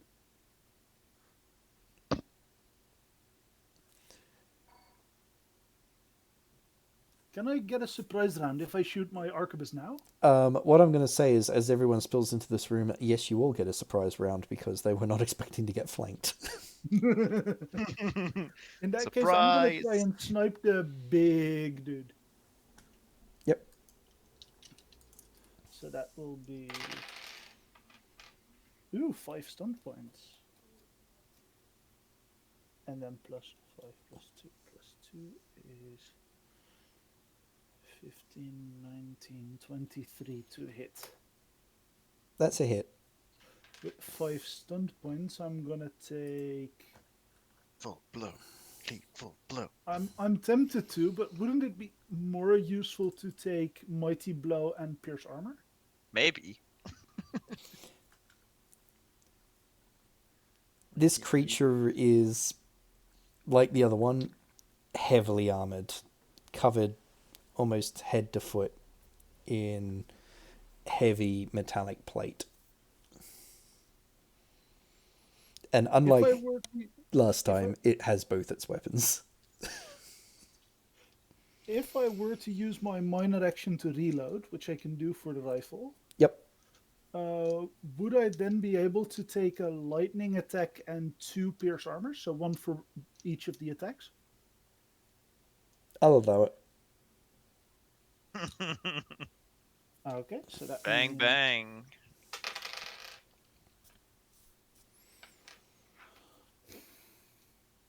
Oh, am I quicker than this heavy thing? Yes. Nice, that adds a 6 in damage. So that's 5 plus 4 plus 3 plus 4 plus 6 is 10, 17, 22 Big damage on number. the first hit. And then for the second hit, I need to roll a new attack to try and hit. That's 5 plus 4 plus 3 plus 5 plus 2 plus 2 is 10, 18, 21 to hit. That's a hit, so roll your damage. Yeah, I might have been distracted. So what are we fighting? A So, group of ghouls and a big heavy armored dude. What? What? A group of ghouls Oh, okay. and a big heavy armored dude. But we do have the Mist Wraiths with us now. Oh, okay. Mug is going for the big heavy armor dude. For sure. yep. So the heavily armored... I am currently sniping that dude. Yep. Yeah. This is all with pierce armor, by the way, Glenn. Yep, that's noted. So your second one was 15 damage? Yeah, 15 total damage. Yeah, so minus what he still gets of his armor. Alright. Yeah, because it's only at like in 2 level ups that I get penetrating if I choose pierce armor. Yep.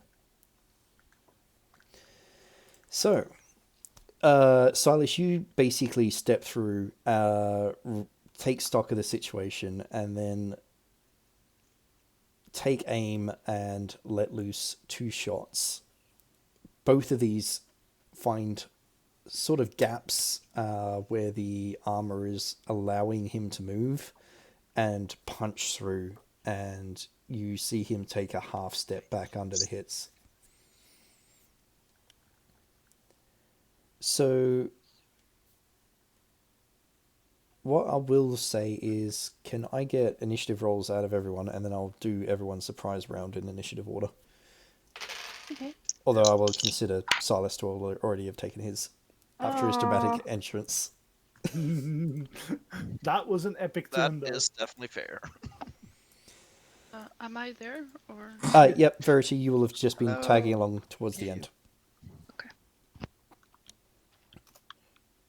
Main Maybe question you were is spaced summon out. there. Or... Her not summon. Is that one there? It is usually in her sleeve, so Yep. I would hope so. Ah, she got a trick up her sleeve.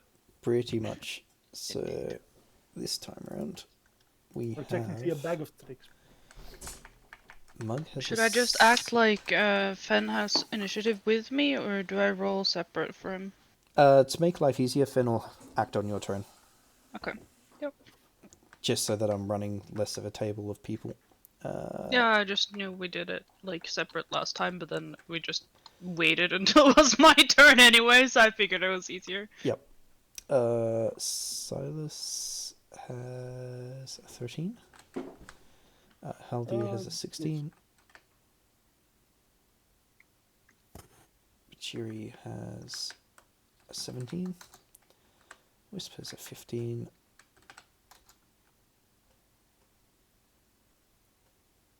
Verity has an 8. Alara has... She's being speedy tonight. I guess that doesn't hurt for the healer. Seda got 9, 12 plus her dex. Oh, that's hilarious. Seda and Alara are acting at the same time. Nice. Rightio, and now them. Typical for guy in heavy plate. He's gonna be in for an interesting day.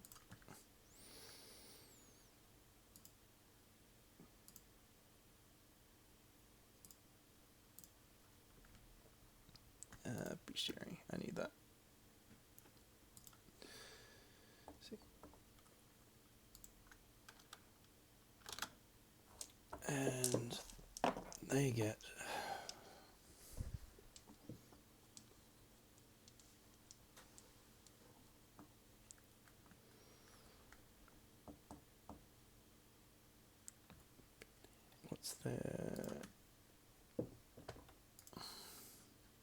what's your speed?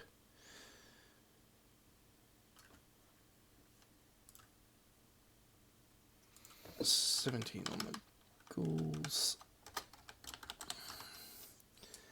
And last but not least, these guys.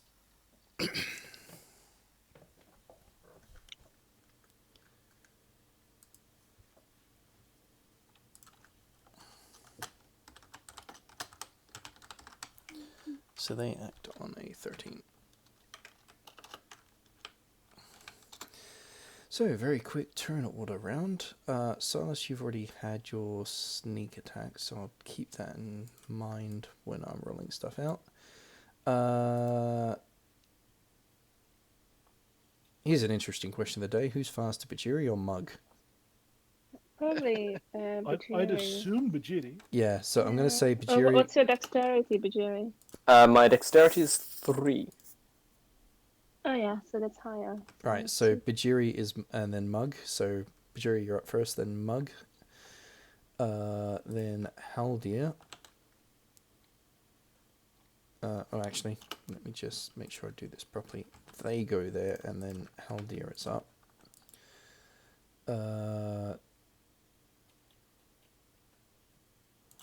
Make life easier. You're both 5. No, you're both 6 because Whisp is 5th in the turn order.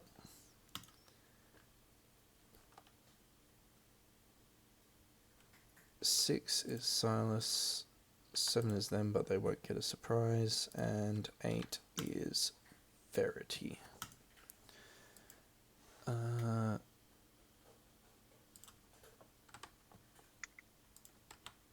Technically 9 is Verity, but 8 in purpose for this. So, Bhajiri, you get a surprise round.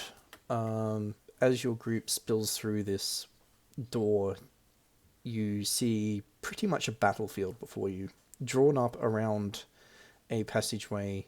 To the far corner in the right is the Mist Wraiths, and they are holding a line against what looks like to be a relatively large group of ghouls. Directly opposite you, in the center of the room, is another one of these heavily armored warriors. Unlike last time where Mug had stolen his sword, this one clearly has his weapons in his hands. Okie dokie. In that case, hang on, my brain just stopped working. Yeah, Bhajiri is going to barrel forwards, unsheathing his spear. Yep.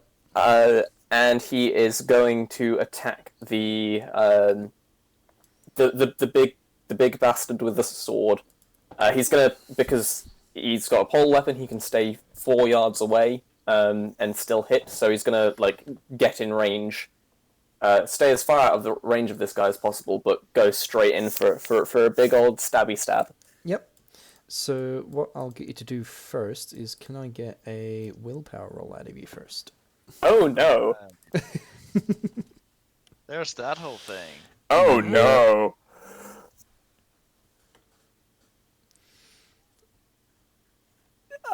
That's a 9.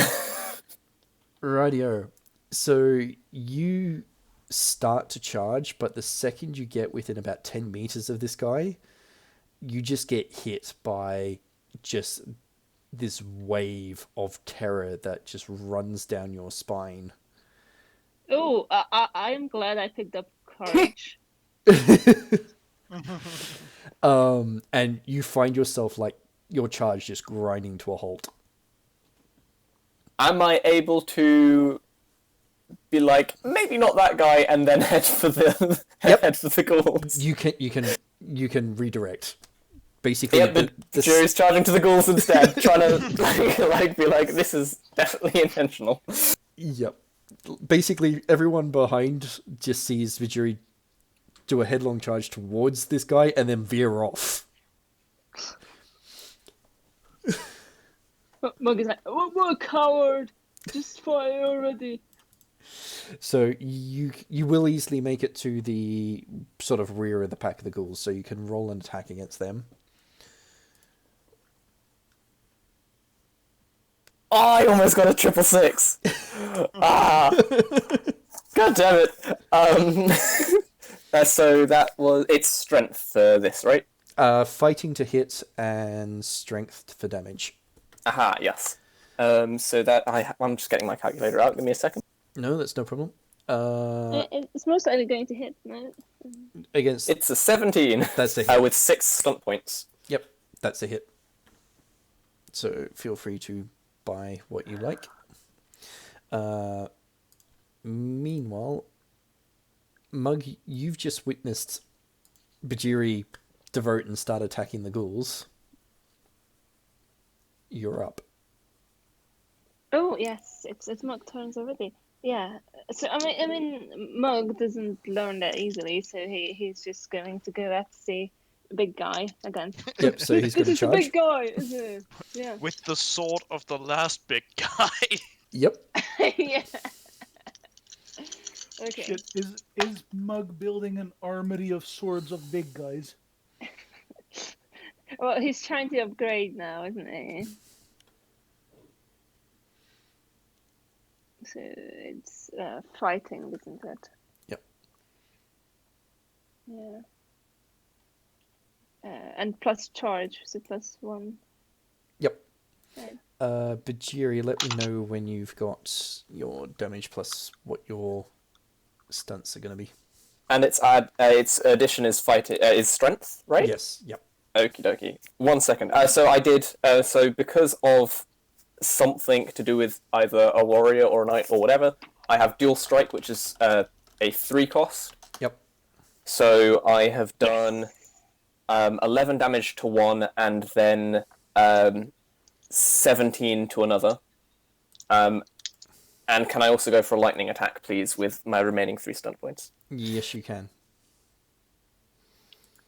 Oh, wait, a question. So Mug isn't diverted at all? So, Mug, can I get a wisdom courage quickly? But you do get to add your courage to that. Okay. So wisdom. Okay, so before I hit or after I hit? I'll say it will take impact before you hit. Okay. And also, do I get my magic resistance to it? Is this a magical Yes, effect? you do. Okay. Oh, of course. So my attack is nowhere near as good, but Mug is courageous at least. So I get my courage is +2 to it, isn't it? And Yep. then I get willpower to it, and then I also get my magic resistance. Well.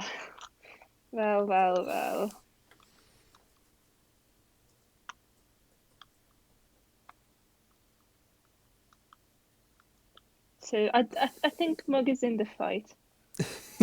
Yeah. Oh hell yes. With that, yeah, Mug, you don't even blink when you cross that 10-meter line. Like you're just, Is no one else fighting you it? just feel like the tiniest shiver, and Yeah. ignore it. As far as you're concerned, you're just a bit cold. Yeah. Well, Look, it's good to heat up now. there's at least one person in the fight. Yeah. Silas is Silas. shooting. Yep. Yeah, because he's outside of 10 meters. Is there anyone fighting it at close range, actually? Currently at this stage, no. You're the first one who's actually made it through to him. So Hilarious. roll your damage.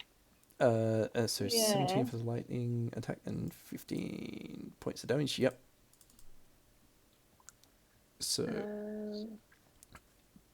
Bhajiri, basically what you've done is you've leapt into the fight with these ghouls and caught them blindsided from behind and just swung into two of the injured ones that these Mist Wraiths have previously managed to hurt, and carved one under completely, and the other one looks like it is barely hanging on.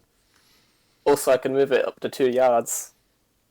So can I bring it closer to me? Yeah, basically you hook your weapon around and almost comically grab it by the neck and yank it backwards. Hell yeah. So Mug, I wonder what's like the Mist Walkers are thinking when Mug just runs in, where they could not go with a giant glowing sword and just hits 19 damage. this thing. Rightio. So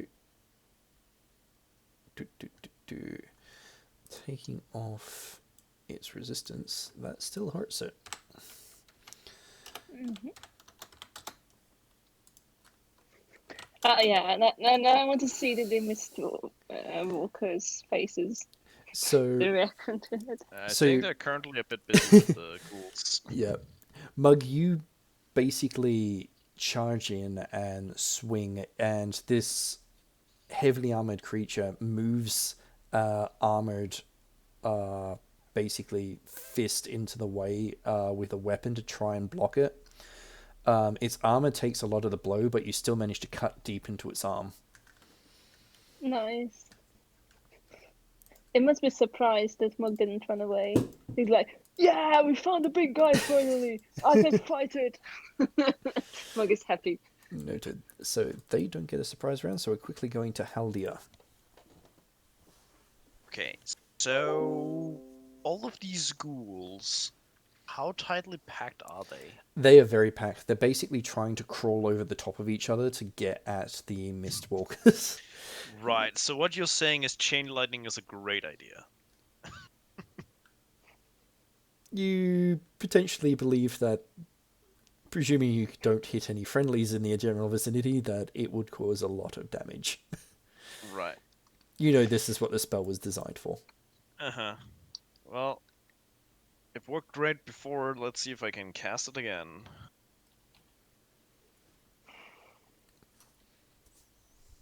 And I succeed with a 2 on my stunt die, which means, just give me a moment. It affects the target an additional number of characters equal to the result of the caster's stunt die. Right, so I'll hit 3 ghouls. Rightio. A quick head count says that there's 8 still standing. That's one big guy and a few ghouls, right? There's 8 ghouls as far as you and can just count. to make sure that this packs a wall up, I'm gonna use 2 stun points and make it a mighty spell. Yep, go for it. So those 3 ghouls need to make a Constitution stamina roll. What against? 16. Right, well one of them did.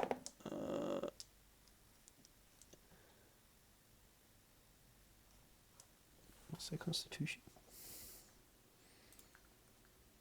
Okay. So the Constitution first one is takes Well, the second 9. one did as well.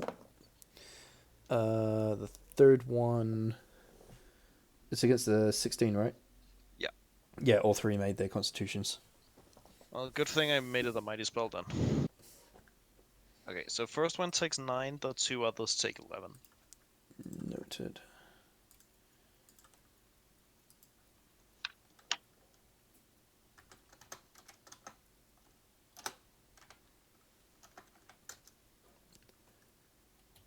Radio. So, All it for me. yep.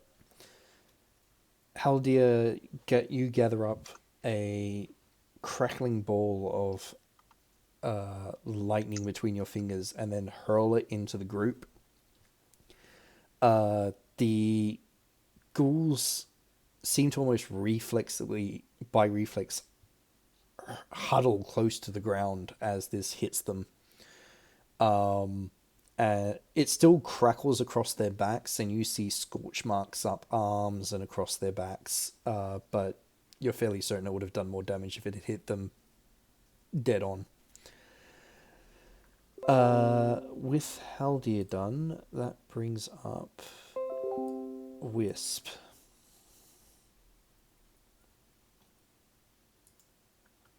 I roll to go over to one of the girls to stab them. Or am I too far away?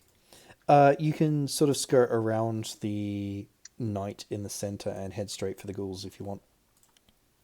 Cool, because I want to stab one of them with the magic dagger. Yeah, go for it. So basically, you're going to skirt along the walls and rush and flank.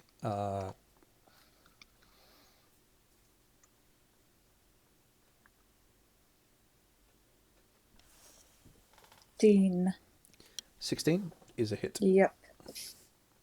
And what is the stuff for that again? Is it like... magical dagger is just a normal dagger, but with a +1 fire.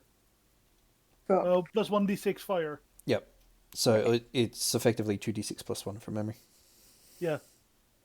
Add all the other stuff to it too. So give me a second. Yep, no, that's fine. Take your time to do the math. That will also give me a chance to double check. So next up in the player turn order for surprise would have been Silas, but you've already done yours. Yeah. Which they don't get one there. You don't get one because you were surprised. Which means Verity is the next in the player turn order for surprise round. I have a couple of questions. Yep. How big is the room? So as far as you can tell, the room itself is about 20 meters from the side you're on to the other side. And pulling up the map just so I get this right.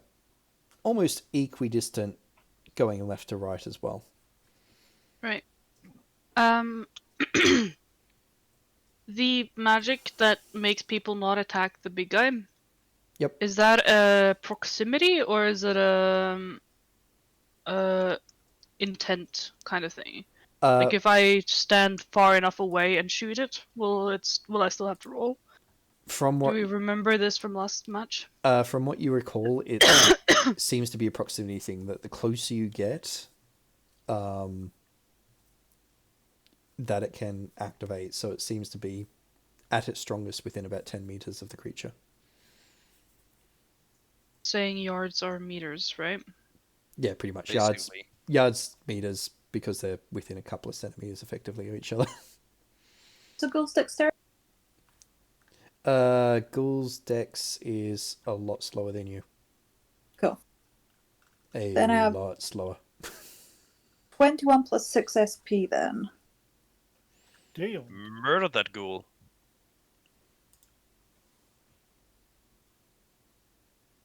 I need to use the SP then, or? You can use the stunt points. I mean, there is a stunt that makes you able to hit another target in range. So The lightning attack one, I think. Yeah. Is that right? Yep. So Sure. if you want to do a lightning attack. Or dual attack. Dual attack to use this same attack roll. Okay. And lightning attack would mean just a second attack roll as well. So So which is better? Just quickly double checking. If within range, they are the same, except lightning attack costs less.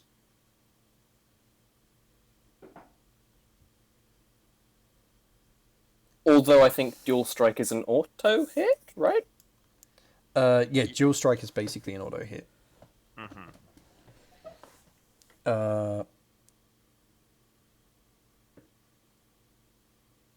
So dual strike's an auto hit. Lightning strike is rolling a brand new attack.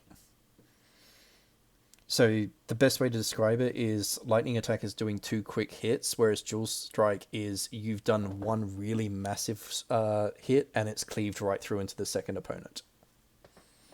Then I'm probably better going for dual strike, and I don't think they were in armor, so that's not going to hit. Mighty blow, maybe? Yep, you can do mighty blow. Cool. So you'll automatically hit an adjacent target. So +3. Which is... Yep. 24. 24. Rightio.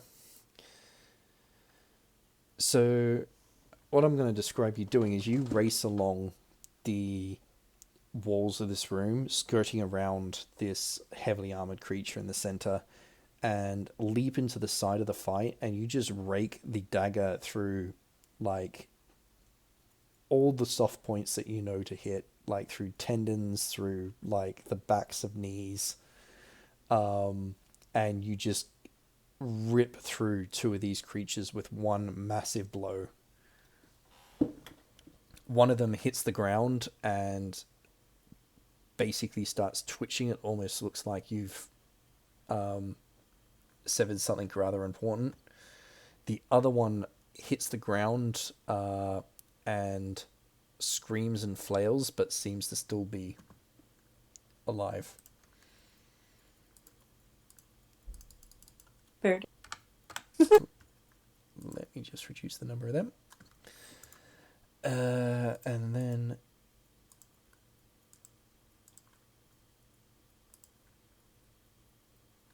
rightio, so Verity, were you planning to do something magical with our friend? Yes. Okay. How many people can I get within 4 yards of our people? Preferably melee people. So Mug is in close quarters with the creature. Yeah, so you'd have Mugs is a lost cause. Yeah. Close quarters fighters, you would be probably best doing what Whisp has done and sort of skirting the fight and joining the melee with the ghouls. You're fairly certain that you'd get at least some of the Mistwalkers and both Bhajiri and Wisp. Cider as well as standing. Cider right is next to her. Cider's currently standing directly next to you. She hasn't acted yet. Okay. Right. So I'm gonna go up so that I'm standing close enough to Bhajiri and Wisp. Yep. This might not do anything, but it might also do something. I don't know. I love being a buffer who goes last in initiative. It's so great when all your friends are spread across all the winds and you have limited range. I'm not bitter, you're bitter. It's fair. I wanna cast while I do the whole look at my amazing dragon bada bada bada in Orcish. Yep. And I wanna cast Spell Ward. Yep. Which is the one where I give a +2 bonus on all test versus spells. Yep. So that they hopefully can actually get close to this dude. And my goal is to target. Well, I'm just gonna target myself as well because I can, but I'm gonna target myself, Fen, Bhajiri, and Wisp. Yep. And I could have targeted 2 more, but there are no people here. Seda. So.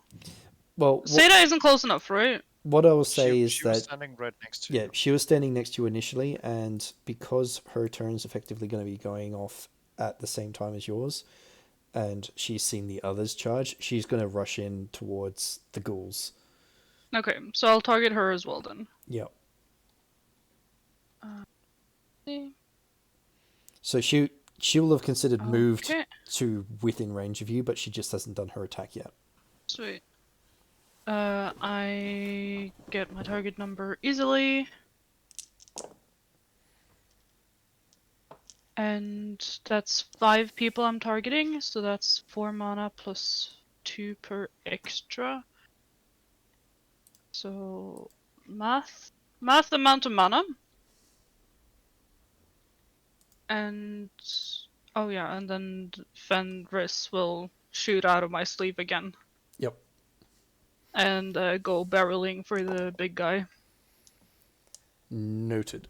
So he'll still need to do a willpower save. That's also courage, right? Yeah, willpower courage. Because So he also has courage. yep, he'll get the buff And he for gets that. a +2 because of my spell.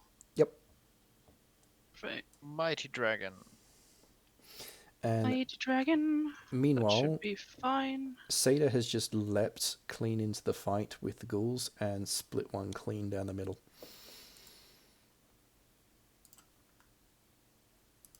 The right one. Oh, I have all my MP back. Nice. Yes, you do. You'll have considered to have basically the party rested for a short while. Sweet. Do-do-do.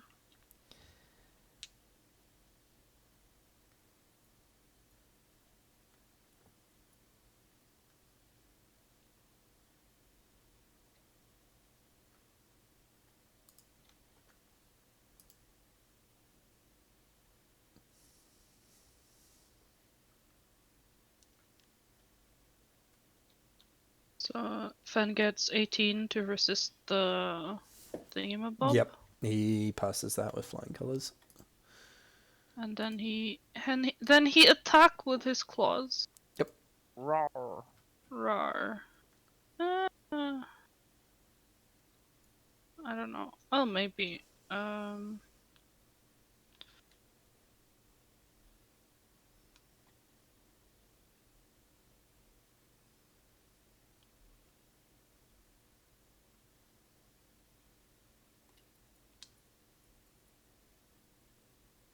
It's an 18 to hit. Yep, that's a hit. Sweet. Pierce armor is how many stun points? Quickly checking off the top of my head. Pierce armor's 2. Okay. Yep. So I'm just gonna take Yes. that. I don't know what I could do with 1 stun point. Skirmish. Yeah. Yeah, for a dragon, the other 2 aren't really all that useful. Yeah. So it's a pierce armor, and he does 10 damage. Noted. I'll add that to...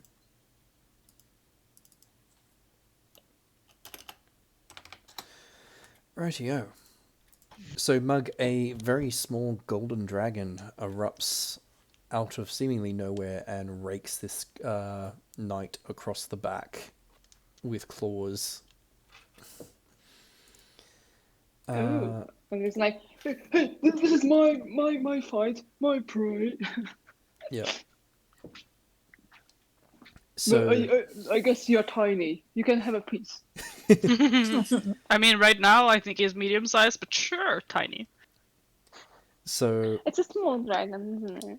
I mean, it's small for a dragon, yes. Alara's going to step up next to Silas and just say, if you'd be so kind, please cover me. And then she reaches into her blouse and pulls out the amulet she's got, and it starts glowing. Okay. I prepare my rifle to cover her, quite literally just to be prepared. Yep. And with that, we're now into the official turn order. Bhajiri, you are in amongst the ghouls. You've got one that you've basically pulled out of the pack, and he's directly in front of you. I would like to do a stab. Go for it. with my spear. Stabby, stabby. Wait, with the spear? I handed off one of my magical daggers, and you're gonna use your spear? By the way, can I have step back after? Like, can I go Yep. in, cast my thing, and then step back? Because I don't want to be anywhere near actual melee. Yep, you can sort of like edge backwards, trying to keep yourself sort of between the two fights. Yep. You're telling me you don't want to get your face eaten by a ghoul? No, preferably not. I have people for that. But it's the best. Just ask Mug. Hmm? Just ask Mug. He'll also attempt to get. Yeah, into no, the- it's a great. That's I encourage you all to embrace your inner food. ghoul eating fetishes.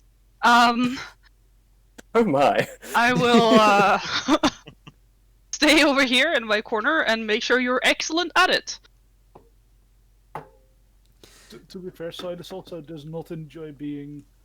Right, 12 to hit. Off the top of my head, I think that is... Let me just quickly jump back to the ghouls. The ghouls... Yeah, that's a hit.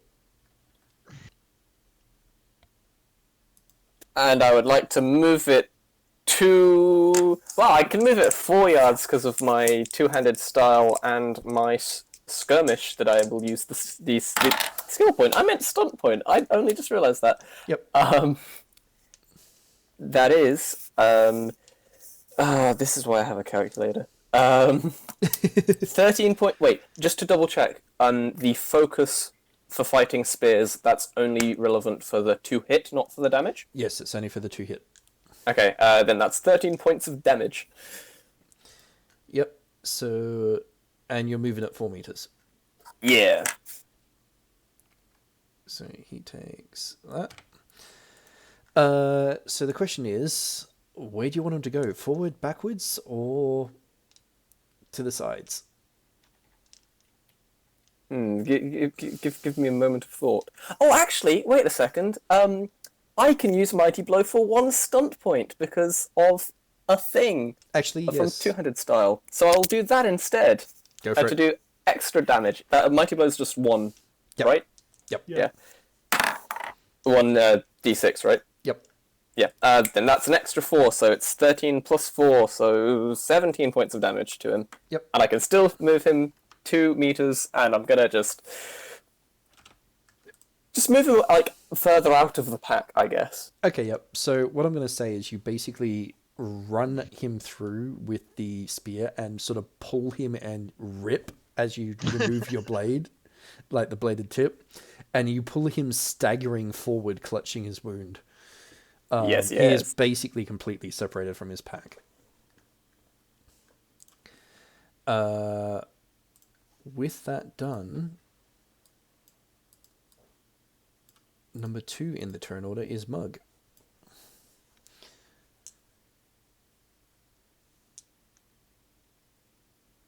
Who is currently muted.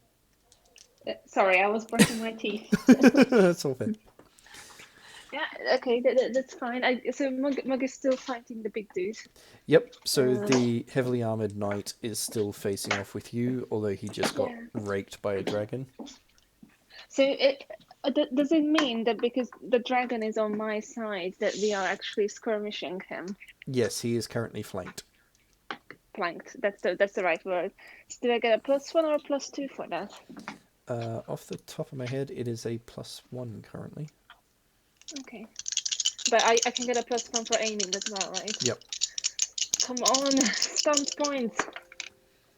Oh, no stunt points. I mean, it's probably a hit, hopefully. I really hate my luck when it's just no stunt point and it's just a completely ordinary roll. Oh well. So it's 1 for aiming, 1 for flanking, 3 for fighting, and that's it. Okay, so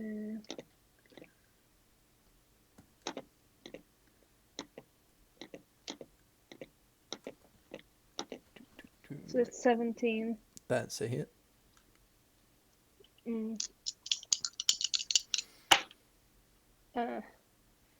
It's not great. It's only 15 points of damage. How many points of damage? Only 15. Rightio. Like before, you swing this blade, and it still catches on a lot of his armor, but you're raking it through into the gaps, and you're still getting through. Come on, you don't need to bear that much shit. Take a little bit off, be a little bit lighter. You just hear him growl underneath the heavy helm he's got on. Number 3 is this lot. This is going to be interesting. So the ghouls erupt into action. And so a bunch of them are going to go after... Whoops. I hit something I shouldn't have there. There we go. Alright. So... Oh, Jesus. Right. 3 of them rip into the Mist Wraiths. And one of them seems to go after the captain, who just parries the attack and steps back out of the way. But the remaining soldiers under her command each get hit. Whether it be by claws or just teeth, they're taking blows from these creatures. The one that Bhajiri has pulled out of the fight goes for you, Bhajiri. So he's I wonder why. gonna lunge at you with a 16 to hit.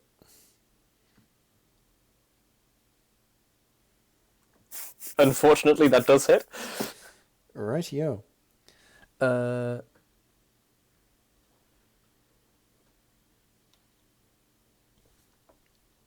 This is going to be interesting. So 5, 6, 7 plus... Okay, so that's 10 damage. Just standard damage. The fact that you said like just standard damage, that's a good sign. Well, basically, this one that you've pulled out and stabbed repeatedly launches itself at you and actually sinks its teeth into you. Oh. So it's ripping at you with its teeth.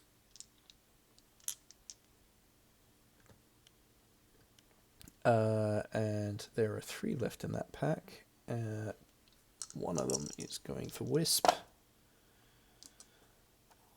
So Whisp does a... Sorry, I've got a math here quickly.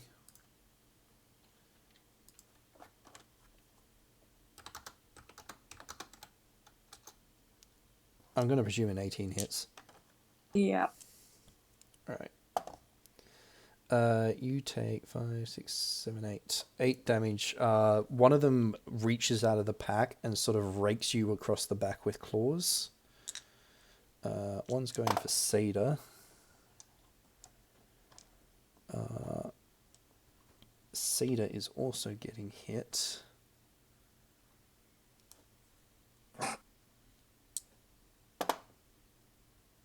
Ouch.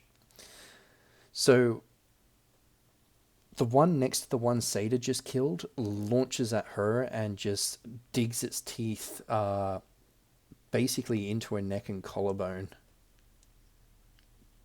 before she's able to shove it back into the pack. And the last one is actually going to break from the pack and rush towards Verity. Oh no. That I think is very unfair, and he should reconsider his actions. So that is going to go for a...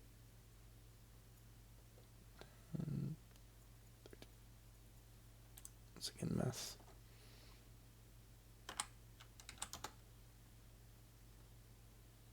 That's a miss. How sad. 18. Well, yeah, that hits by like a mile. Yep. So this one is gonna basically lunge out of the pack and dive at you, and as it slides across the ground at you, it sinks its teeth into your leg, taking a massive bite. That's 8 points of damage. You can hear Verity scream. Righty. Oh, so that was the ghouls. Haldir, you're up, and you've just seen all this happen. So, how many of these ghouls are still fairly close? Seems like a lot of them scattered. 2 of them have been pulled out of the group. One's gone after Verity, and one is with Bhajiri. But there's 6 in the actual fight with the Mist Wraiths still. Okay. So let's go after the pack then. This is exhausting work, but chain lightning, got a chain lightning.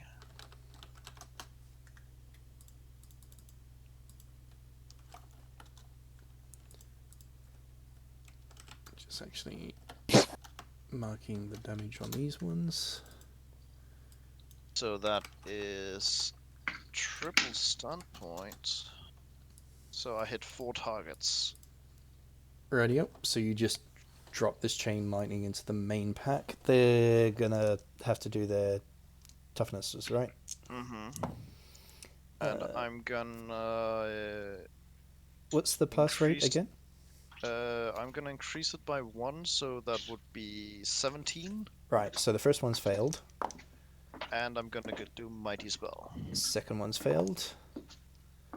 The third one passes. And you hit 4, right? Yes. Right, so the last one fails. So only one of them passed. Right. So the one that passed gets 13 damage. Yep. And all magic are piercing, so... okay, the first one that didn't succeed gets 17 damage. Yep. The second one, 14, and the last one, 12. So Fry, my ghouls, fry. And they pretty much do. The ones that remain in the fight with the Mistwalkers appear to be very badly burnt on top of whatever wounds they've picked up in the fight so far. They're still up, but they look pretty messed up by that attack. 4, so 5. Wisp, you're up. The one that's still alive-ish still there, or did someone end that? It's still up. That's one that Haldir just hit with lightning. Oh, I'm gonna end that one if I can then. Yeah, go for it. Same with the dagger. Yep. So you go in and get your revenge for it raking you across the back. 14. Is a hit. And you are faster than it. Oh yeah.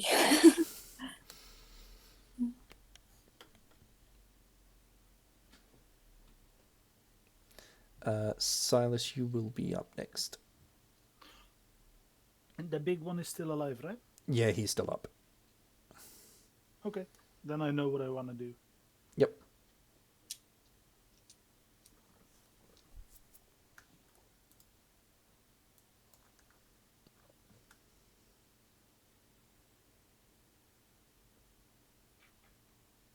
So, wait, are we waiting for Wisp to finish her turn, or am I... You can say what you intend to do while Whisper's doing the maths. I intend to do the thing I always do. Yep. Shoot. Severely shoot this thing in the face. Yep. And I'd like to... Wait, how many are close together? Say in an area of 8x2 cone. Amongst the ghouls, you could Amongst easily the hit. ghouls and that big one. The big one is basically about 10 meters away. Okay. From the ghoul pack, but in the ghoul pack, 6 of them are close enough to get all together. Okay. In that case, I'm gonna blunderbuss these ghouls.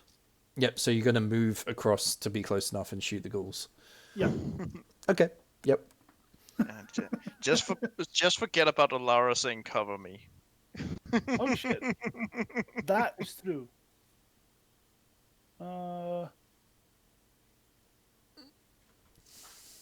However, there's no enemies closer to her than the ghoul pack, right? Basically, it's equidistant. Both the knight and who's currently fighting Mug and the ghoul pack are reasonably the same distance away.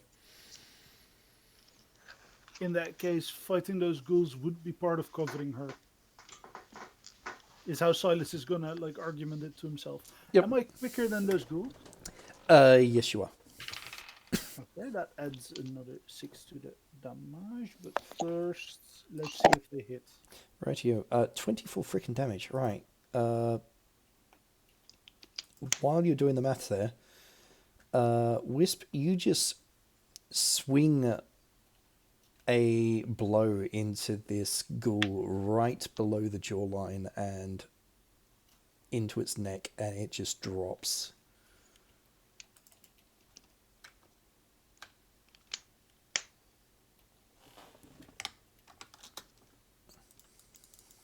Glenn. Yep.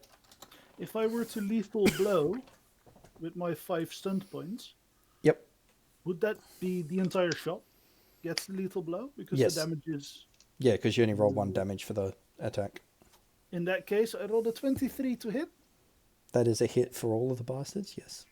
I'm gonna lethal blow, and also I was allowed to pinpoint. Yep. Suddenly I feel like my chain lightning only hitting 3 targets didn't do much. 6 pinpoint damage plus 5 plus 5. Plus... The thing is your chain lightning can bounce further. True. It's also magical piercing damage. Yeah. Or actually, lightning, would I have to use my crossbow? Just realised that. Total of 20 damage. 20 damage. Righty-o. So Ergul. he's dead. He's dead. That one is on, let's say that. And the other 2 are going to be on... Well, the ghouls are dropping. The 2 closest ghouls to you get shredded by the shot, and the rest of them take damage. Basically, you just see the pellets from your blunderbuss ripping into them. You've just very carefully aimed the shot so that you're not hitting friends on either side. That sounds like a plan. Rightio. So that is you, Silas, which then brings up Seda and Alara. Seda's in that fight, so she is... Ouch. Going to end one of them. Okay. So Seda basically just grabs the one that bit her by the neck, lifts it off the ground, and just runs it through, just holding her 2-handed blade one-handed, just up and into it, and then tosses it to the side. Which leaves only 2 ghouls left against the Mist Wraiths. And at this stage, Alara glows, and the light starts off white, then becomes blue, and then just all at once, water erupts, and Alara is no longer there, and a water elemental is in her place. Ah, she did the thing. The thing. So now I no longer have to cover her, right? Because I've been so busy with that. And Alara is going to do her thing now that she's actually succeeded in that.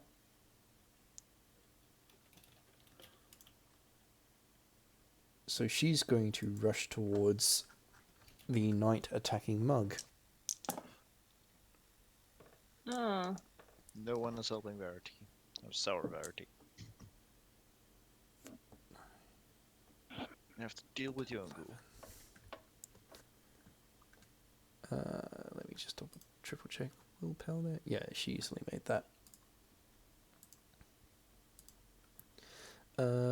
And so she is going to get within range of this thing.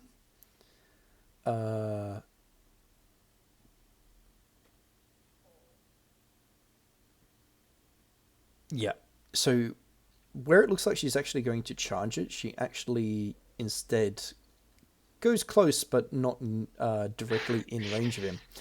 Oh, and then shit. she lashes out with a watery arm, and a whip flies out and hits the ghoul fighting Verity.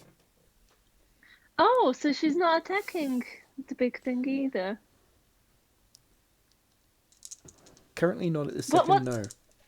Yeah, what sort of challenge rating did it have for courage? Oh, she passed it. She's doing something different. Ah, okay. So she is going to do that. So she hits, and she does this.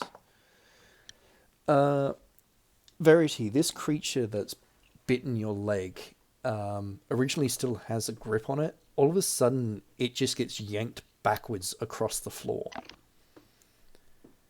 I assume that just means a lot more screaming and pain, because I don't think Verity has ever been hit by anything before. Yeah. And That then sounds suddenly someone nice. took a bite out of her leg. She's having a really bad day, TM. And then this ghoul gets dragged right towards the elemental Alara. And she's basically dragging it across the floor and bashing it against the stone as she does. With that done, he's taken that in damage. That is all those turns. Who's 7 on? Oh, right. The Mistwalkers actually finally get to do something. Yeah, now that we've helped them with their problem, Yeah. they might be able to clean up. So the captain actually just steps forward and takes out one of the others, remaining ghouls, just cutting it down. And the remaining 2 Mistwalkers gang up on the last of the pack that's still in there, and also take it down. The only ghouls still left standing is the one Alara has dragged across the floor, and the one that is with Bhajiri.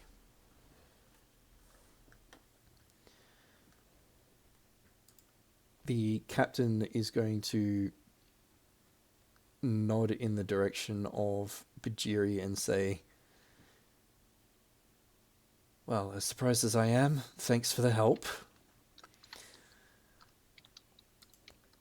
Bhajiri nods and shoots a thumbs up before focusing on the ghoul that is right ahead. Yep.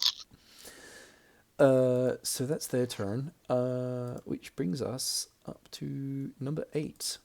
The poor Channel Knight who has been beaten the shit out of by Mug. Oh, As it's with just every another bad turn guy, only. this channel knight have found out fighting Mug is a bad idea. Being slow has its disadvantages at times.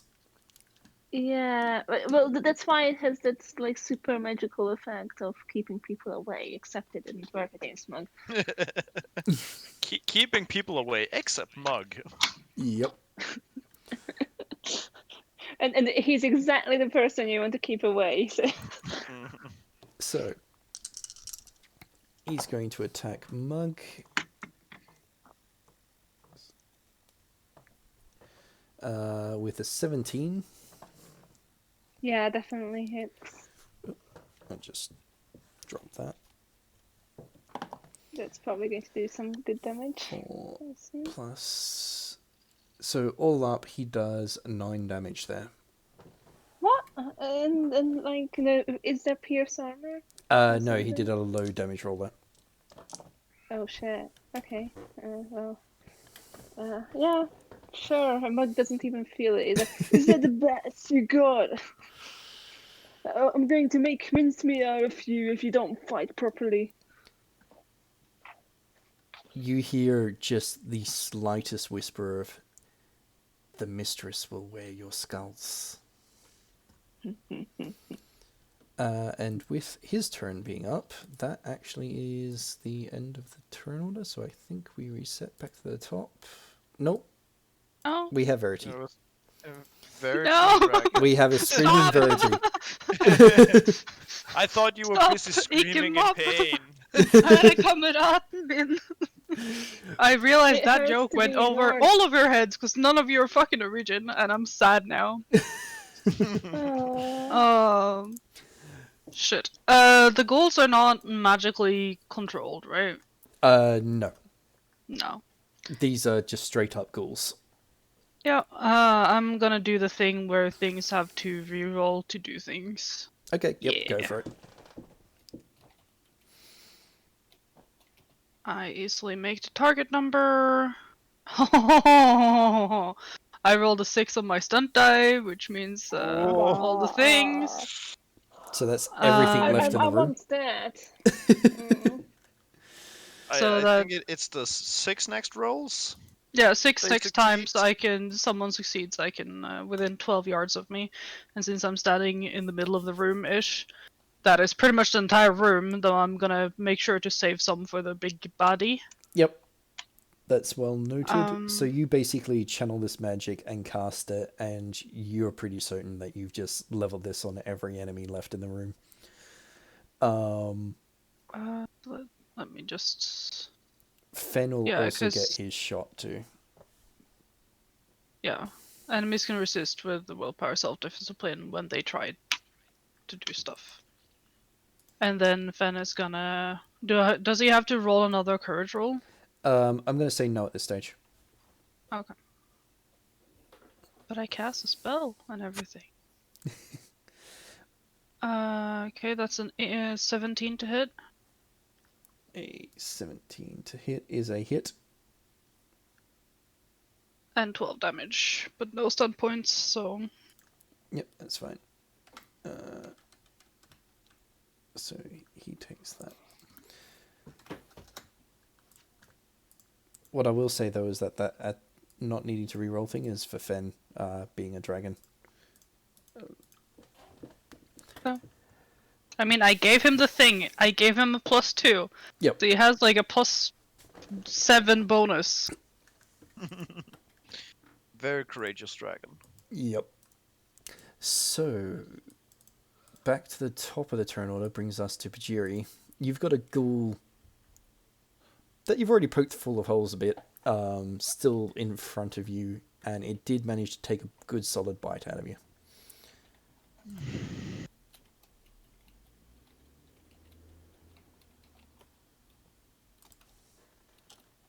And Verity is like clutching her leg in agony. Oh no, you got tagged. I got bit! It hurt! It took a chunk out of me! Look, I'm missing a chunk! That's supposed to be a chunk there! Correct. The Have you rest of tried the rest of the being like, have you never been in a fight before? You fought with us before. Yes, but I haven't gotten hit. That can be solved. We'll just point mugging. No! Next time. Practice. Alrighty. I'll have Bhajiri hold an action while he's sorting power issues. So number 2 is actually Mug. So Mug, firstly a willpower courage. Oh, again? Yep. As this thing Okay. levels a glare at you. Oh. And once again you feel I hope that sort this of like works again. tickling down your spine. Phew. That's not plus good. 2, right? Because of Yeah. Oh, Oh, hang on. I wasn't close enough. Yeah, right. Yep. Sorry, my bad. To get close enough, I had to go within the aura myself, and nope. Nope. Stab it. Yeah, so I have courage, willpower 2, and I have my own personal resistance, which is Yep. plus 2 as well. Yeah. Okay. So it's going to be slightly lower than last time. Last time was ridiculously high.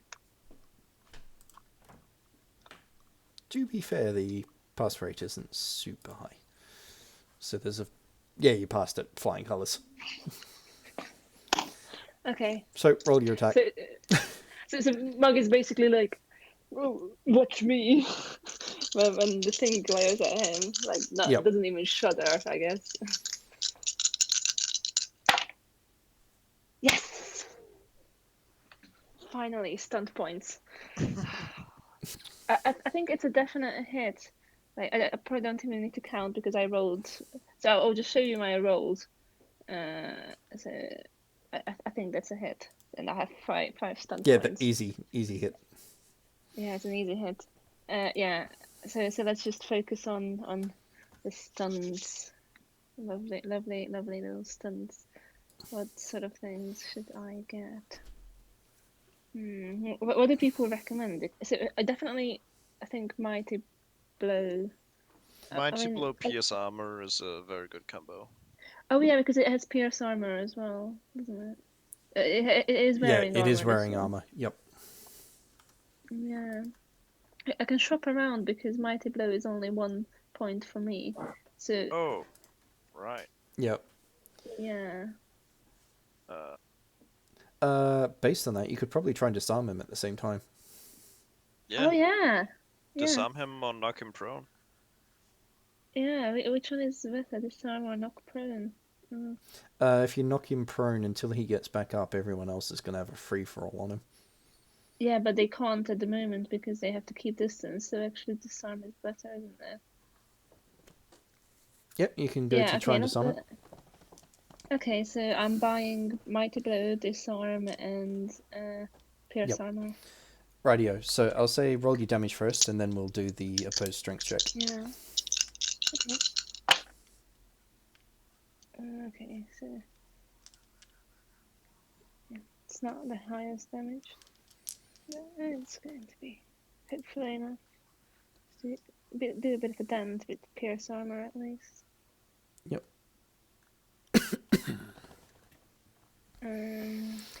Oh, actually, this is going to be interesting. Alright. Verity, remind me, that spell of yours applies to any test he makes? Yep. Radio. I believe so. Okay. That's Reroll so ability test. Yep. yeah, it's an ability test, isn't it? Because it's an opposed strength check. Jesus. So it's 20, But he 20 does points of get a damage. willpower self-discipline to resist my effect. Which he failed. Which means he has to re-roll that. Okay, so we'll have to reroll the disarm. So yeah, so it's a melee. It's a melee strength, isn't it? Yep. So is that 20 damage to him? With pierce armor? That's 20 damage. Yes, with Yep. Pierce Armor. Yes. Right here. And then this. Okay, so I'm going to do. It's a might check, isn't it? Yep. The disarm one. Yeah. It is indeed. Wait. Yeah. Okay. Hey. Okay, that's not great. But, it depends what you rolled. Right, yeah. So his strength is reasonable. Yeah, so unfortunately I didn't roll really well on this, but at least I tried. Maybe next time. At least I did good damage. What did you roll? So I think it's a 16 total. Because I only rolled Rightio. a 5, 2, 2. So So, yep, you smash your blade into his weapon as part of this attack, but he seems to just barely keep a grip on it. next time. Yep. Yeah. Rightio. So that is Mug. Have we got a Bhajiri back?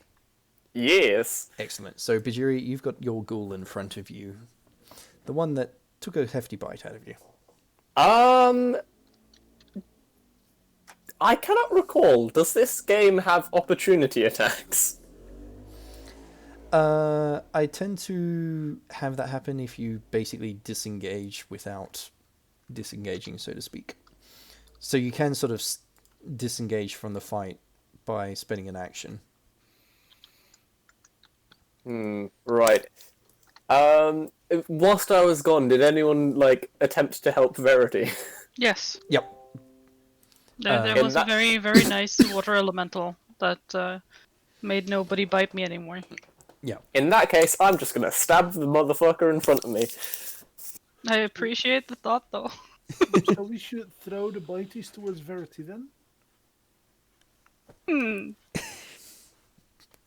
Depends on what's biting, apparently. A rabbit Bhajiri monkey. That's a 20 with another 6 stunt points. Holy shit, you're doing well. That is a hit, and go shopping for your stunts. I sincerely doubt this poor bastard's going to survive it. Am I within 4 meters of the other ghouls? Based on the fact that he was dragged off Verity towards Alara, yes, you were within 4 meters. Well, in that case, I'm gonna go for the ye olde dual strike and lightning attack.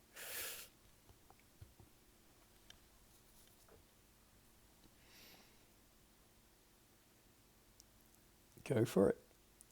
And we'll see what happens.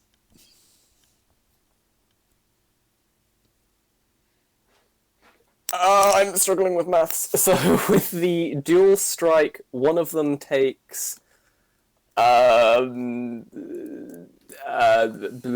11 points The other damage. takes 14 points. Yep. And with the lightning attack, that is a 15 to hit. 15 will hit. And that's a big old juicy 16 points of damage. Rightio. So you do a massively wide swing that slashes the one that bit you and sinks the point of your spear into the one that Alara has been dragging across the floor. Before you whip your spear out of that one and thrust it through the face of the one that bit you, and it drops. Nice. The only ghoul still standing, technically, is not standing. It's the one being dragged across the floor. And with your turn done, Bhajiri and Mug, that is actually technically its turn, so it's going to try and... Nope, it does not break free of the grip. So instead, it's going to try and... Nope.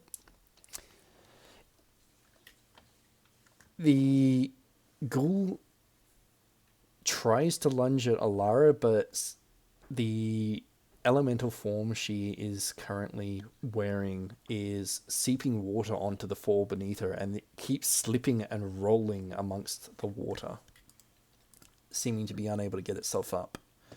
Can I take a free action to laugh at it? Yes, you can. Awesome. Haldir, you're up. Haldir is rushing towards Verity Yep. and like quickly goes down like, Verity, let me look at that leg, and I'm gonna heal Verity Yep. Go for it. because she is definitely the one screaming the most about being in pain. So Have you never LARPed before? If you don't scream hard enough, are you even hurt? I know. Someone needs to tell Mug that. Yeah, he's not that hurt.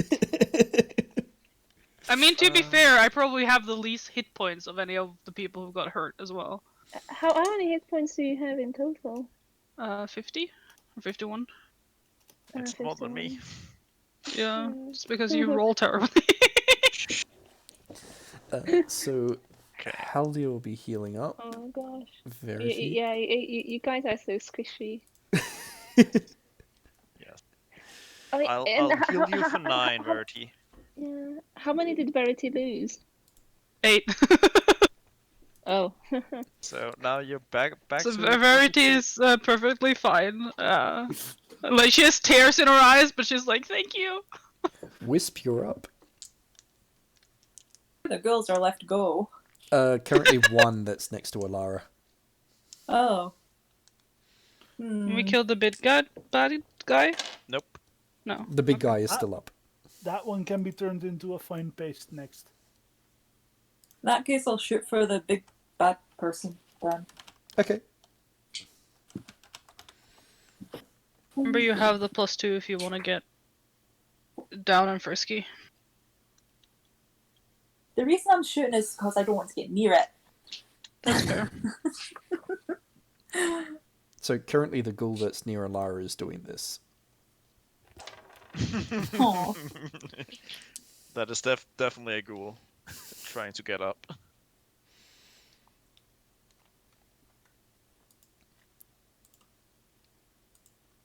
So Wisp is taking a pot shot at the large knight. Ting. Let me just triple check his speed again. Channel knight.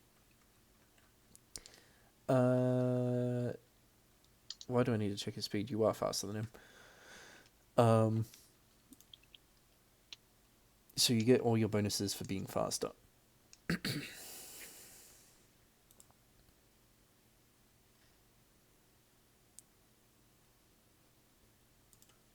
Checking turn order after Wisp, we have Silas.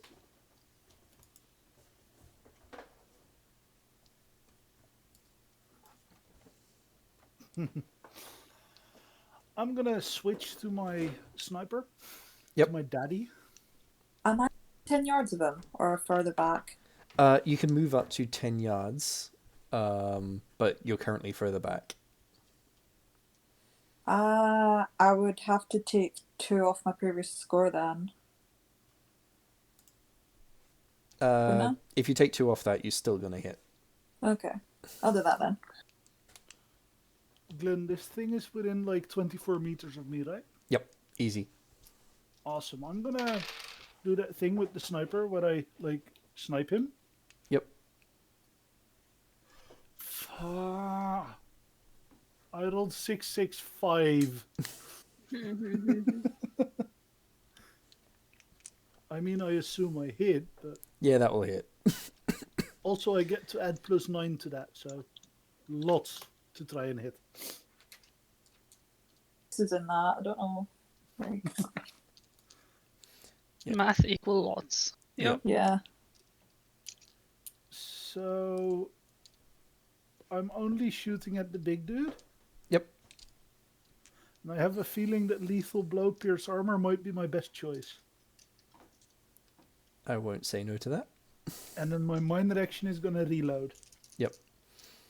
And Wisp, did you Oh, am I stunt as quicker? well? Yeah, you're also quicker.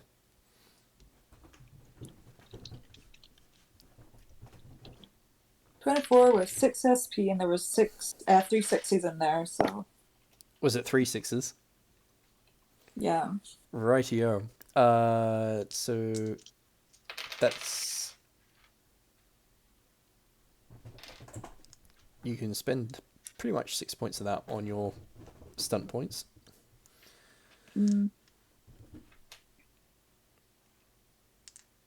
But likewise, you can do similar to what Silas is doing in Lethal Blow and Pierce Armor. Sure. I've been forgetting to add my ability damage as well. Yep. This whole fight.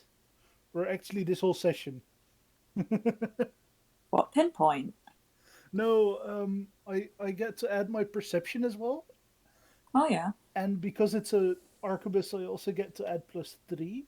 So that means that I've been missing out on 7 damage per bullet.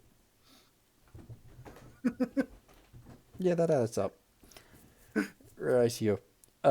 You said again, Glenn? Because then, does that add up to 5? Because then I can add rapid reload as well. Rapid reload, I can speak. What was that? What was the points that those added up to? The things you mentioned before? The Pierce Armor and... So Pierce Armor is normally a 2, and Lethal Blow is a 5, but you're a rogue. So off the top of my head, one of those is cheaper for you. My Pierce Armor is at 1. Yeah. Because I'm a rogue, so I assume that it's the same thing. Yeah. Yep. Ooh, I get to add a 9 to that. Yeah, so you get Pierce Armor for 1. Oh, and rogues, when you take an aim action, you get a +2 to aim. So how much damage? 33 adding the lethal blow stuff. And what was the last bit? So lethal blow and a pierce armor will basically halve the enemy's armor. So 33 minus the armor, that is a lot of damage to him. And 27 from Silas. Okay. Basically, especially since there was a 666 rolled when it came to Wisp's attack there.